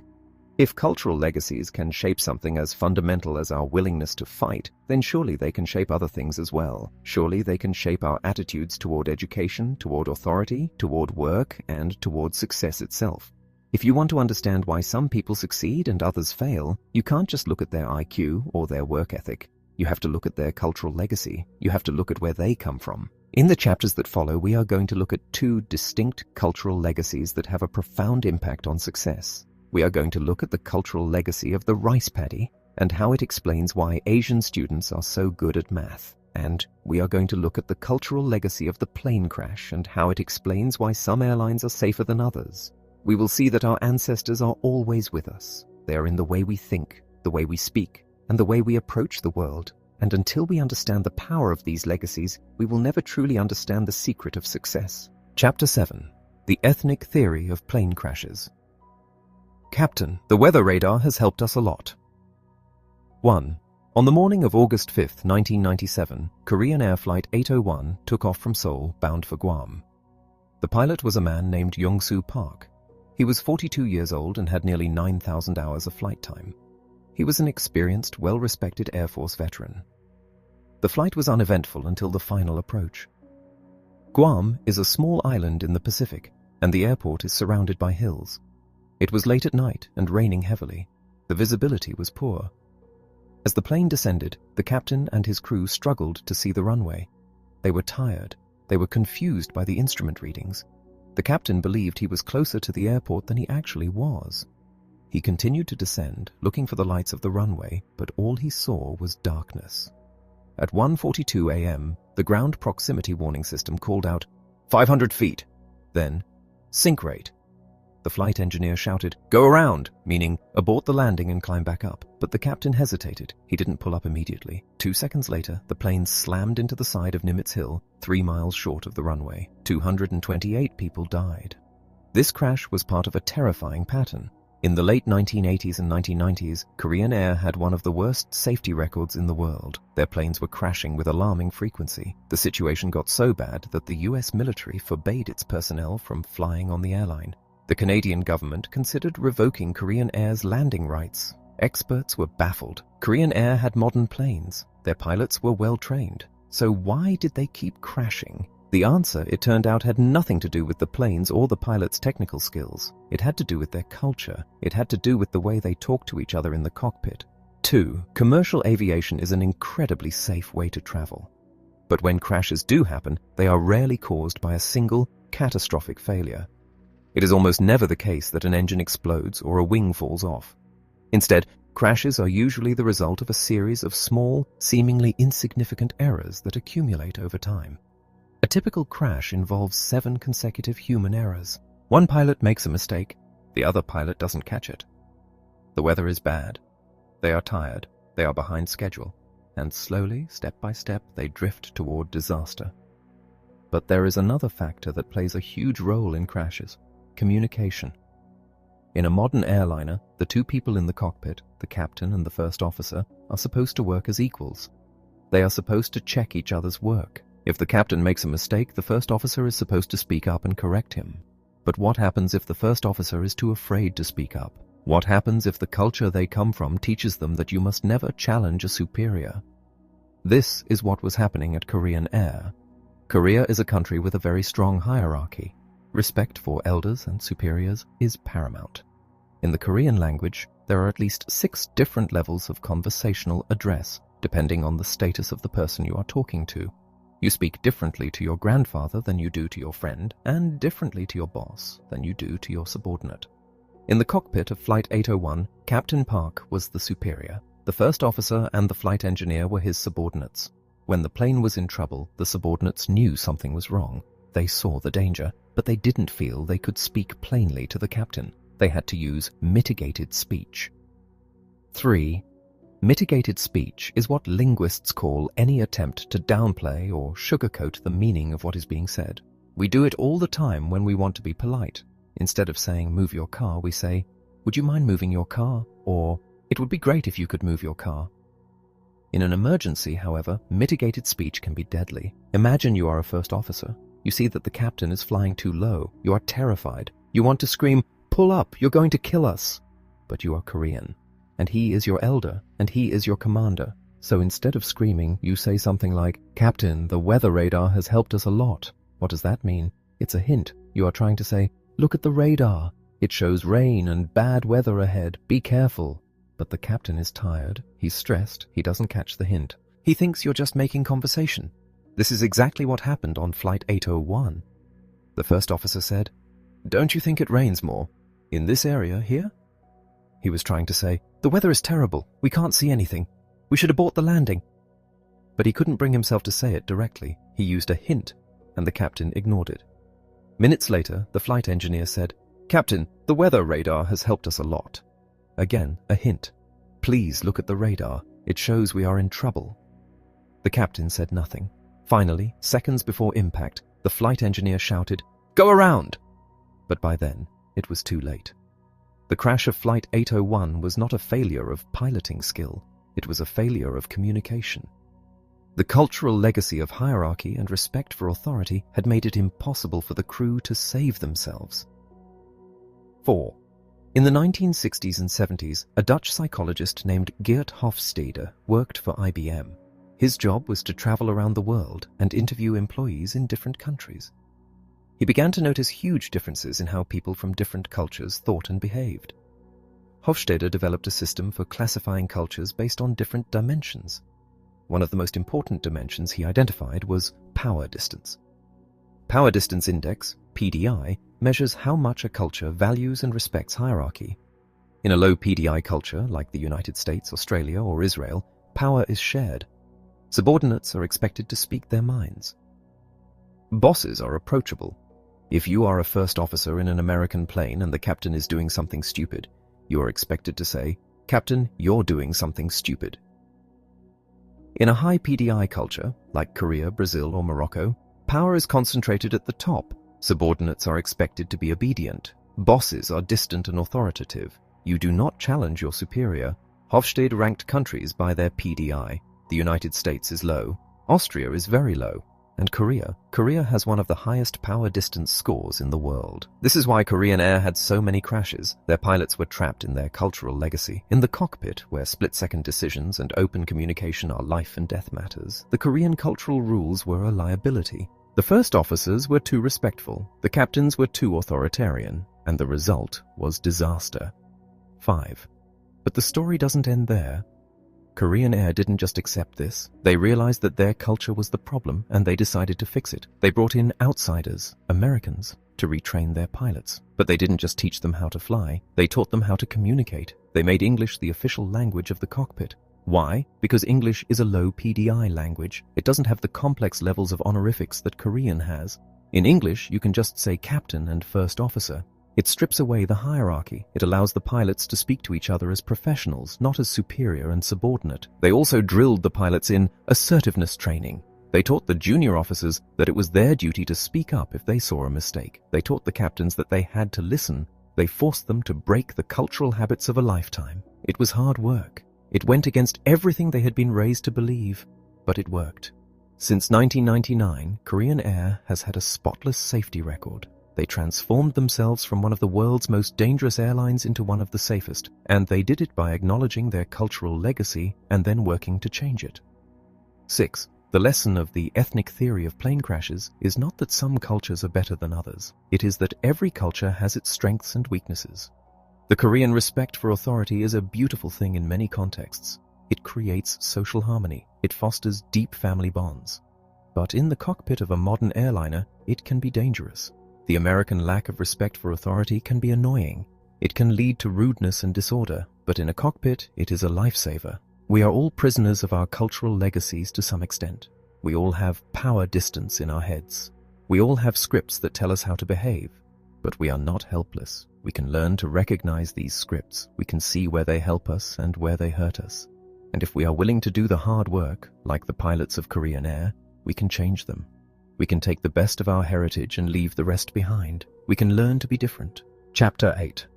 Rice Paddies and Math Tests. No one who can rise before dawn, 360 days a year, fails to make his family rich. 1.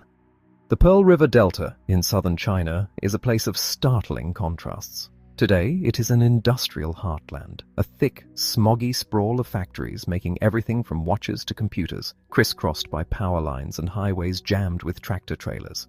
It is the factory floor of the world, but if you peel back the layers of concrete and modernization, if you look past the high-rises and the smog, you can still see the remnants of the old China. You can see the rolling hills, the limestone outcroppings, and the endless, vibrant green patchwork of rice paddies. Rice has been cultivated in China for thousands of years.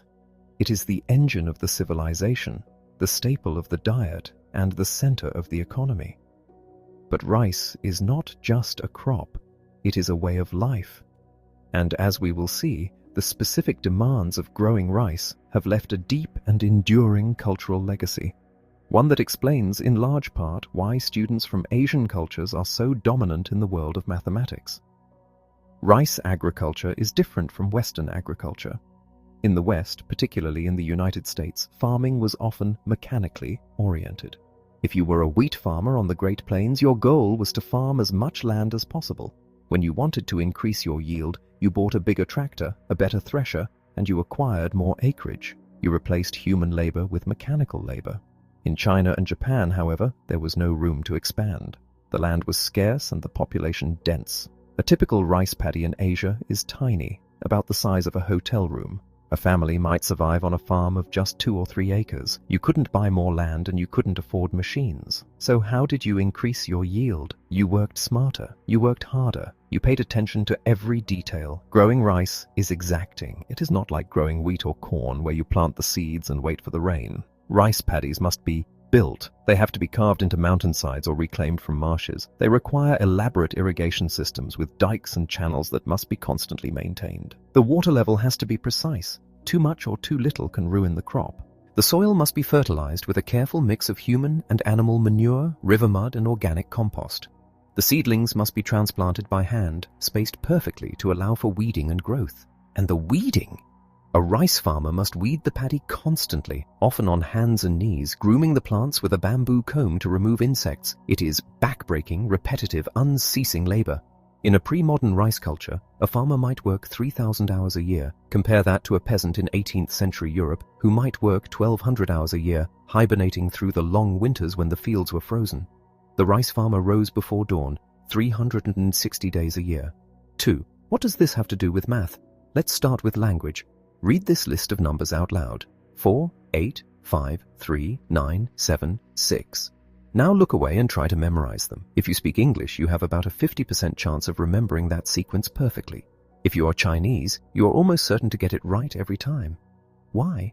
Because the human brain stores digits in a loop that lasts about 2 seconds. We can memorize whatever we can say in that 2-second window. Chinese number words are remarkably short. Most can be said in less than a quarter of a second, e.g., si, chi. English number words are longer, 4, 7. It takes longer to say them, so we can't fit as many into our memory loop. There is also the logic of the counting system. In English, we have irregular number names. We say 11, 12, 13, 15. We don't say 1-teen, 2-teen, 3-teen. For numbers above 20, we put the decade first, 21. For the teens, we put the unit first, 14. It's messy. In Chinese, Japanese, and Korean, the number system is perfectly logical. 11 is 10-1, 12 is 10-2, 24 is 2 10s 4. This means that Asian children learn to count much faster than American children. 4-year-old Chinese children can count to 40. American children of the same age can only count to 15. By the age of 5, the American child is already a year behind in basic math skills. Furthermore, the logical structure makes arithmetic easier. Ask an English-speaking 7-year-old to add 37 plus 22. They have to convert the words to numbers in their head, 37 plus 22. Then they do the math. Ask an Asian child. The numbers are 3 10s 7 and 2 10s 2. The equation is embedded in the language. You add the tens, 3 plus 2 is 5, and the units, 7 plus 2 is 9.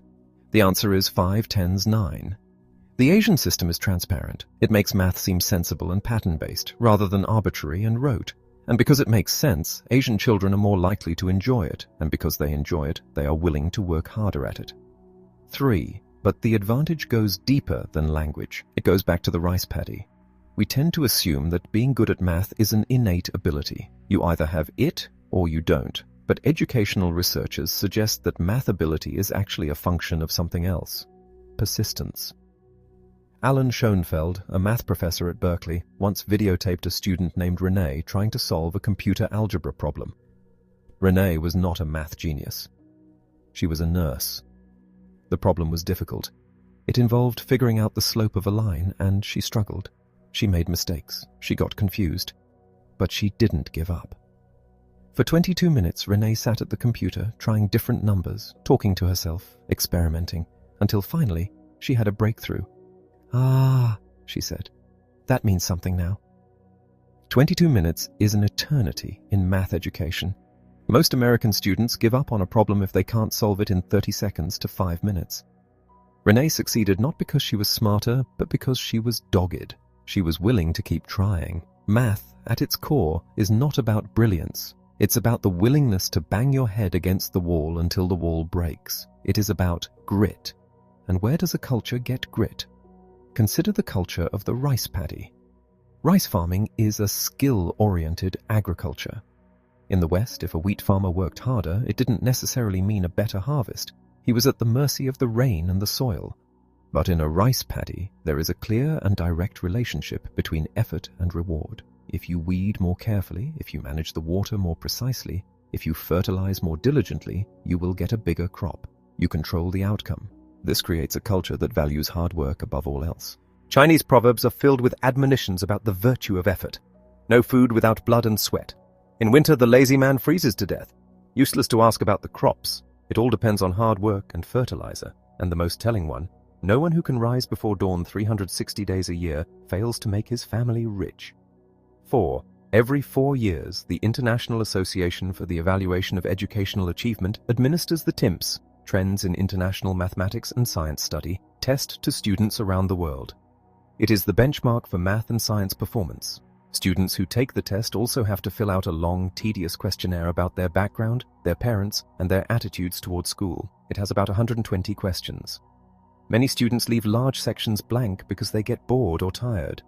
Erling Boe, a researcher at the University of Pennsylvania, discovered something amazing. You can predict how well a country will do on the math section of the TIMSS simply by looking at how many questions their students answer on the questionnaire.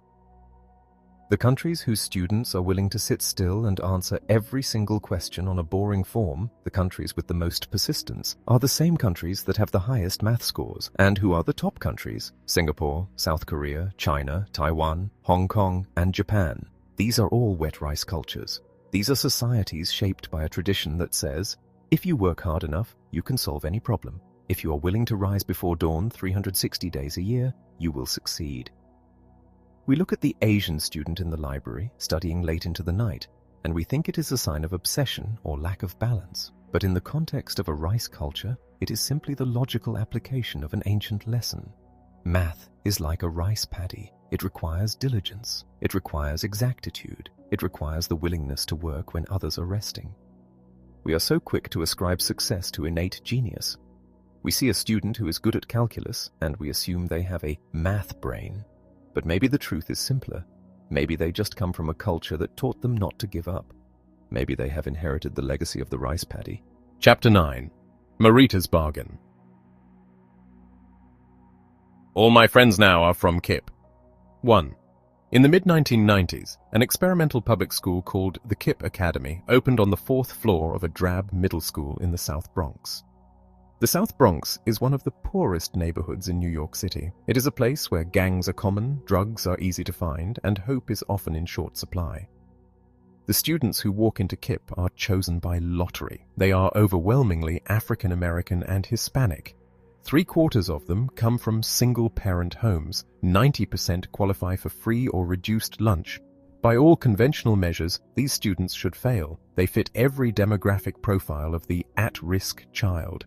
But KIPP is different. KIPP stands for Knowledge is Power program. It was founded by 2 young teachers, David Levin and Mike Feinberg, who believed that the problem with inner-city education wasn't the kids, it was the system. They believed that if you took these same kids and gave them a different kind of structure, a different kind of expectation, and a lot more time, they could succeed. And they were right.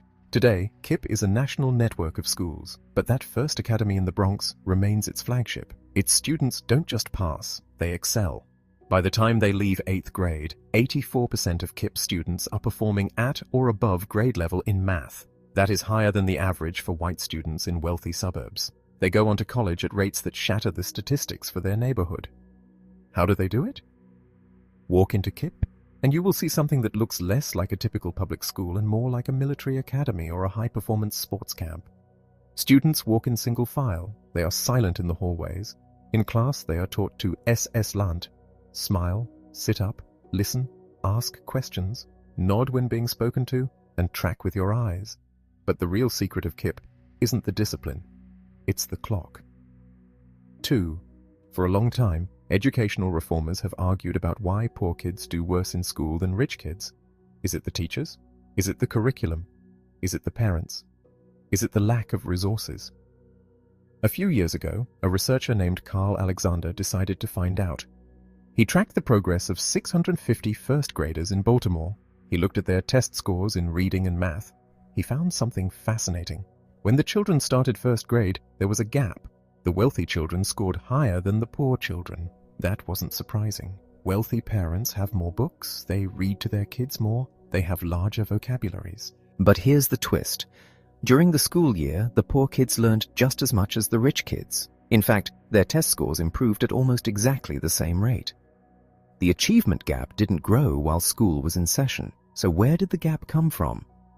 It came from the summer. Alexander looked at the test scores at the beginning of the school year and compared them to the scores at the end of the previous school year. Over the summer vacation, the wealthy kids' reading scores went up by 15 points. Why? Because their parents took them to the library, they went to summer camp, they went to museums. Their learning continued, even though school was out. The poor kids' scores, on the other hand, stayed flat or even dropped. Why? Because they didn't have those resources. They stayed home, they watched TV. Their minds lay fallow for 3 months. The problem wasn't the school. The school was actually doing a great job. The problem was the summer. The American school system, with its long summer vacation, is essentially designed to widen the gap between rich and poor. We think of summer vacation as a cherished tradition, a time for kids to be kids. But it is actually a relic of a bygone era. It is a legacy of the 19th century, when reformers believed that too much schooling would exhaust a child's mind and body. They believed that the brain needed rest, just like a muscle. This was bad science then, and it is bad science now. But it stuck, and because of it, we have a school year that is only 180 days long. In Japan, the school year is 243 days. In South Korea, it is 220 days. Asian students don't have a summer slide because they don't have a long summer. They are in school, learning, while American kids are watching cartoons. 3. This brings us back to KIP. David Levin and Mike Feinberg realized that if they wanted to save their students, they couldn't just be better teachers. They had to change the math. They had to give their students more time. A typical day at KIP starts at 7:25 a.m. It ends at 5 o'clock p.m. That is 9.5 hours. That is 50 to 60% more learning time than a traditional public school, but it doesn't stop there. KIP students go to school on Saturdays from 9 o'clock a.m. to 1 o'clock p.m., and in the summer they do 3 weeks of school in July. All told, a KIP student spends about 50 to 60% more time in the classroom than a regular student. By the time they graduate from 8th grade, they have essentially completed an extra year and a half of school. This extra time changes everything. It allows the teachers to slow down. They don't have to rush through the material. If a student doesn't understand fractions, they can spend an hour on it. They can do deep dives into subjects. They can make learning fun and engaging rather than a frantic race against the bell. It also means that the summer slide is eliminated. KIP students don't have 3 months to forget what they learned. They are constantly reinforcing their knowledge. 4. Let me introduce you to Marita. Marita is a 12-year-old girl in the Bronx. She is a student at KIP. She is a slight, serious girl with a shy smile. Her life is not easy. She lives with her mother in a small apartment. Her father is not around. Here is Marita's schedule. She wakes up at 5:45 a.m. She brushes her teeth, gets dressed, and leaves the house by 7 o'clock a.m. to catch the bus. School starts at 7:25 a.m. She has breakfast at school. Then she has classes all morning: math, English, science, history. At lunch, she eats with her classmates in silence, unless they have earned the privilege to talk. In the afternoon, she has more classes plus orchestra. She plays the viola. School ends at 5 p.m. She gets home around 5:30 p.m. She says hello to her mother, has a quick snack, and then starts her homework. Kip assigns a lot of homework, 2 to 3 hours a night. She works until 9 p.m. or 10 p.m. Sometimes, if she has a big project, she stays up until 11 p.m. She goes to sleep, and then she wakes up at 5:45 a.m. and does it all over again. This is a grueling schedule. It is the schedule of a corporate lawyer or a medical resident, not a 12-year-old child. Marita has given up her childhood. She doesn't hang out on the corner with her friends. She doesn't watch TV. She doesn't go to the movies on weekdays. "All my friends now are from Kip," she says. "I don't see my old friends anymore." This is the bargain Marita has made. She has traded her evenings, her weekends, and her summers for a chance to escape poverty. She has traded the freedom of childhood for the discipline of success. It is a harsh bargain. It seems unfair that a child should have to work this hard just to have the same opportunities that a suburban child gets by birthright. But look at the alternative. If Marita didn't go to Kip, she would be in a regular public school. She would be getting out at 3 p.m. She would have the whole afternoon to watch TV or hang out on the street. She would have a long summer vacation. And she would almost certainly fail. She would fall behind. She would become another statistic. The lesson of Kip is that the problem of poverty is not unsolvable. We know how to fix it. It's not a mystery. It doesn't require a magic pill or a genetic transformation. It requires work. It requires time. It requires a willingness to look at the legacy of our educational system, the long summer vacation, the short school day, and say, this doesn't work for these kids. We have to be willing to replace the natural growth model with a rice paddy model. We have to be willing to get up before dawn 360 days a year. Marita is doing her part. She is getting up. She is doing the work. The question is, are we willing to do ours? Are we willing to build a society where she doesn't have to work quite so hard just to have a chance? 5. There is a final twist to the story of success.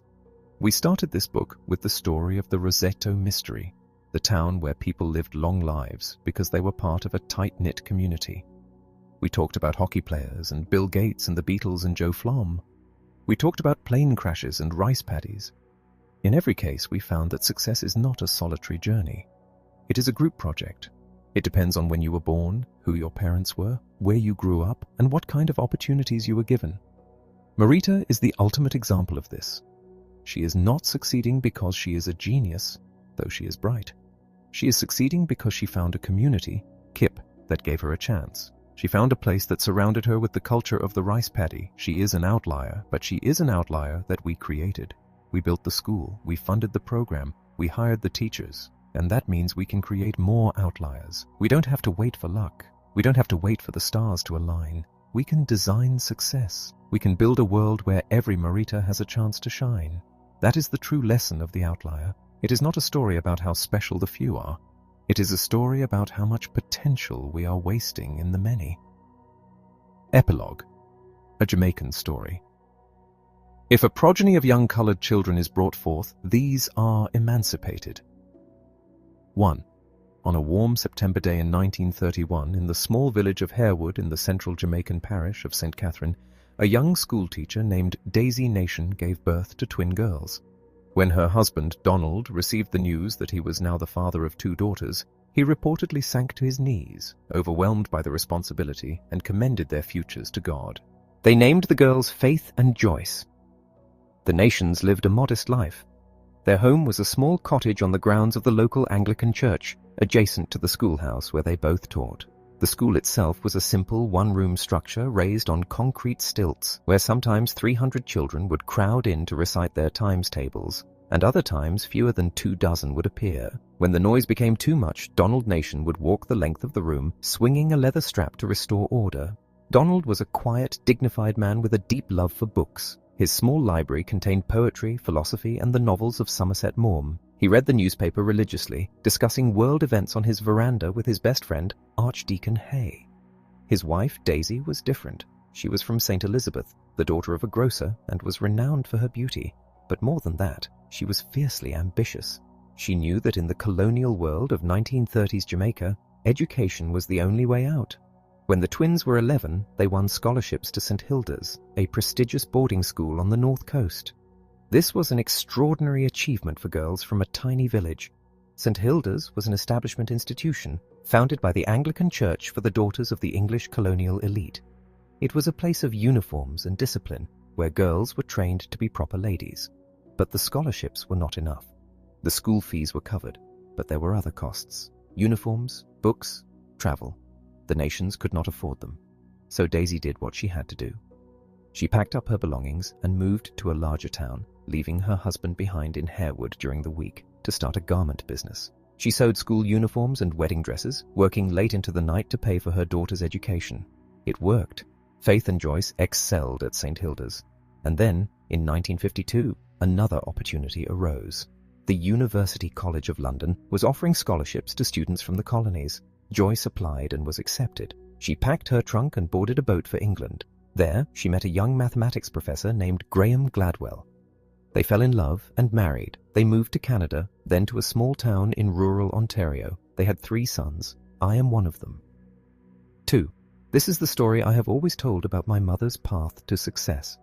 It is a story of grit and determination. It is a story about a brilliant girl who won a scholarship and a mother who sacrificed everything to make it happen. It is a perfect example of the self-made narrative. But as I have written this book, I have come to realize that this story is incomplete. It leaves out the hidden advantages, the extraordinary opportunities, and the cultural legacies that made my mother's success possible.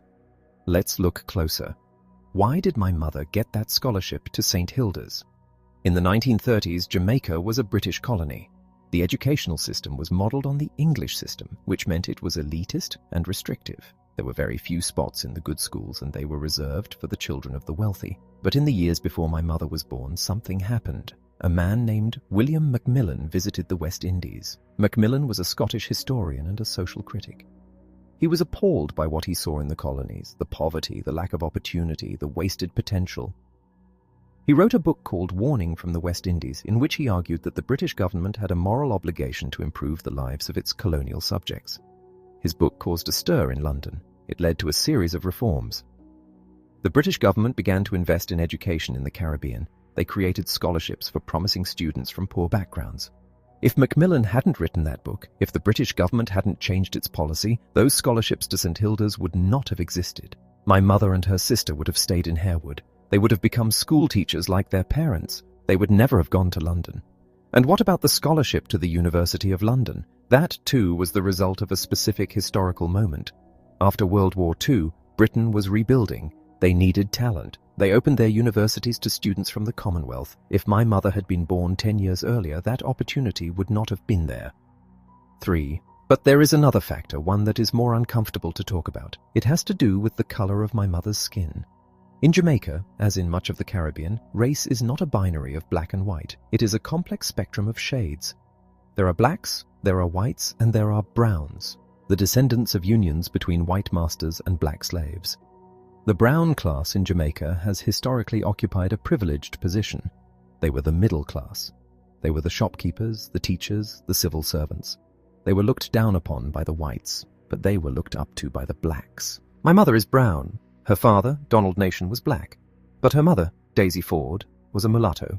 Daisy's great-grandfather was a white man named William Ford, a plantation owner from Ireland. William Ford bought a slave woman and had a son with her.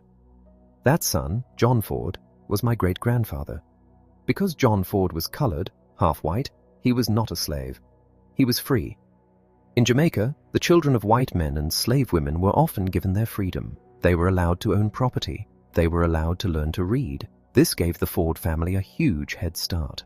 By the time my grandmother Daisy was born, the Fords were educated property owners. They had a level of cultural capital that the average black Jamaican family did not have. My grandmother Daisy was obsessed with color. In her world, whiter was better. She was proud of her light skin and her straight hair. She looked down on people who were darker than she was. When my mother and her sister applied for those scholarships to St. Hilda's, do you think their skin color mattered? Of course it did. St. Hilda's was a school for the elite. In the 1940s, a dark-skinned black girl from the country would have had a very hard time getting in, no matter how smart she was. But my mother was light-skinned. She fit in. She looked the part. The headmistress of St. Hilda's was an Englishwoman who believed in the civilizing mission of the empire. She saw my mother, a polite, well-spoken, light-skinned girl, as a perfect candidate for molding. 4. And then there is the story of the W.M. Macmillan riots. In 1938, a wave of labor riots swept across Jamaica. The workers on the sugar plantations went on strike. They were protesting low wages and terrible working conditions. The riots were violent. People were killed. The British government was terrified. They realized that if they didn't do something to improve the economy, they would lose the colony. So they sent a royal commission to investigate. The commission recommended sweeping changes. They recommended land reform, better healthcare, and, crucially, more education. They said that Jamaica needed to build a new middle class to stabilize the society. And who was best positioned to take advantage of these new opportunities? The brown middle class, the people like the Fords and the Nations. My mother's education was paid for by the British government because they were afraid of a revolution. She was the beneficiary of a riot she didn't participate in, a policy she didn't write, and a racial hierarchy she didn't create. 5. Does this mean my mother didn't deserve her success? No. She worked incredibly hard. She studied late into the night. She endured the loneliness of boarding school and the cold of England. She is a woman of immense intellect and character, but her success was not solitary. She did not pull herself up by her bootstraps. She was lifted up by a history that began with a white plantation owner who decided not to sell his own son into slavery. She was lifted up by a grandmother who fought for her education. She was lifted up by a Scottish historian who shamed an empire into action. She was lifted up by rioting workers who forced the government to open the doors of opportunity. She is an outlier.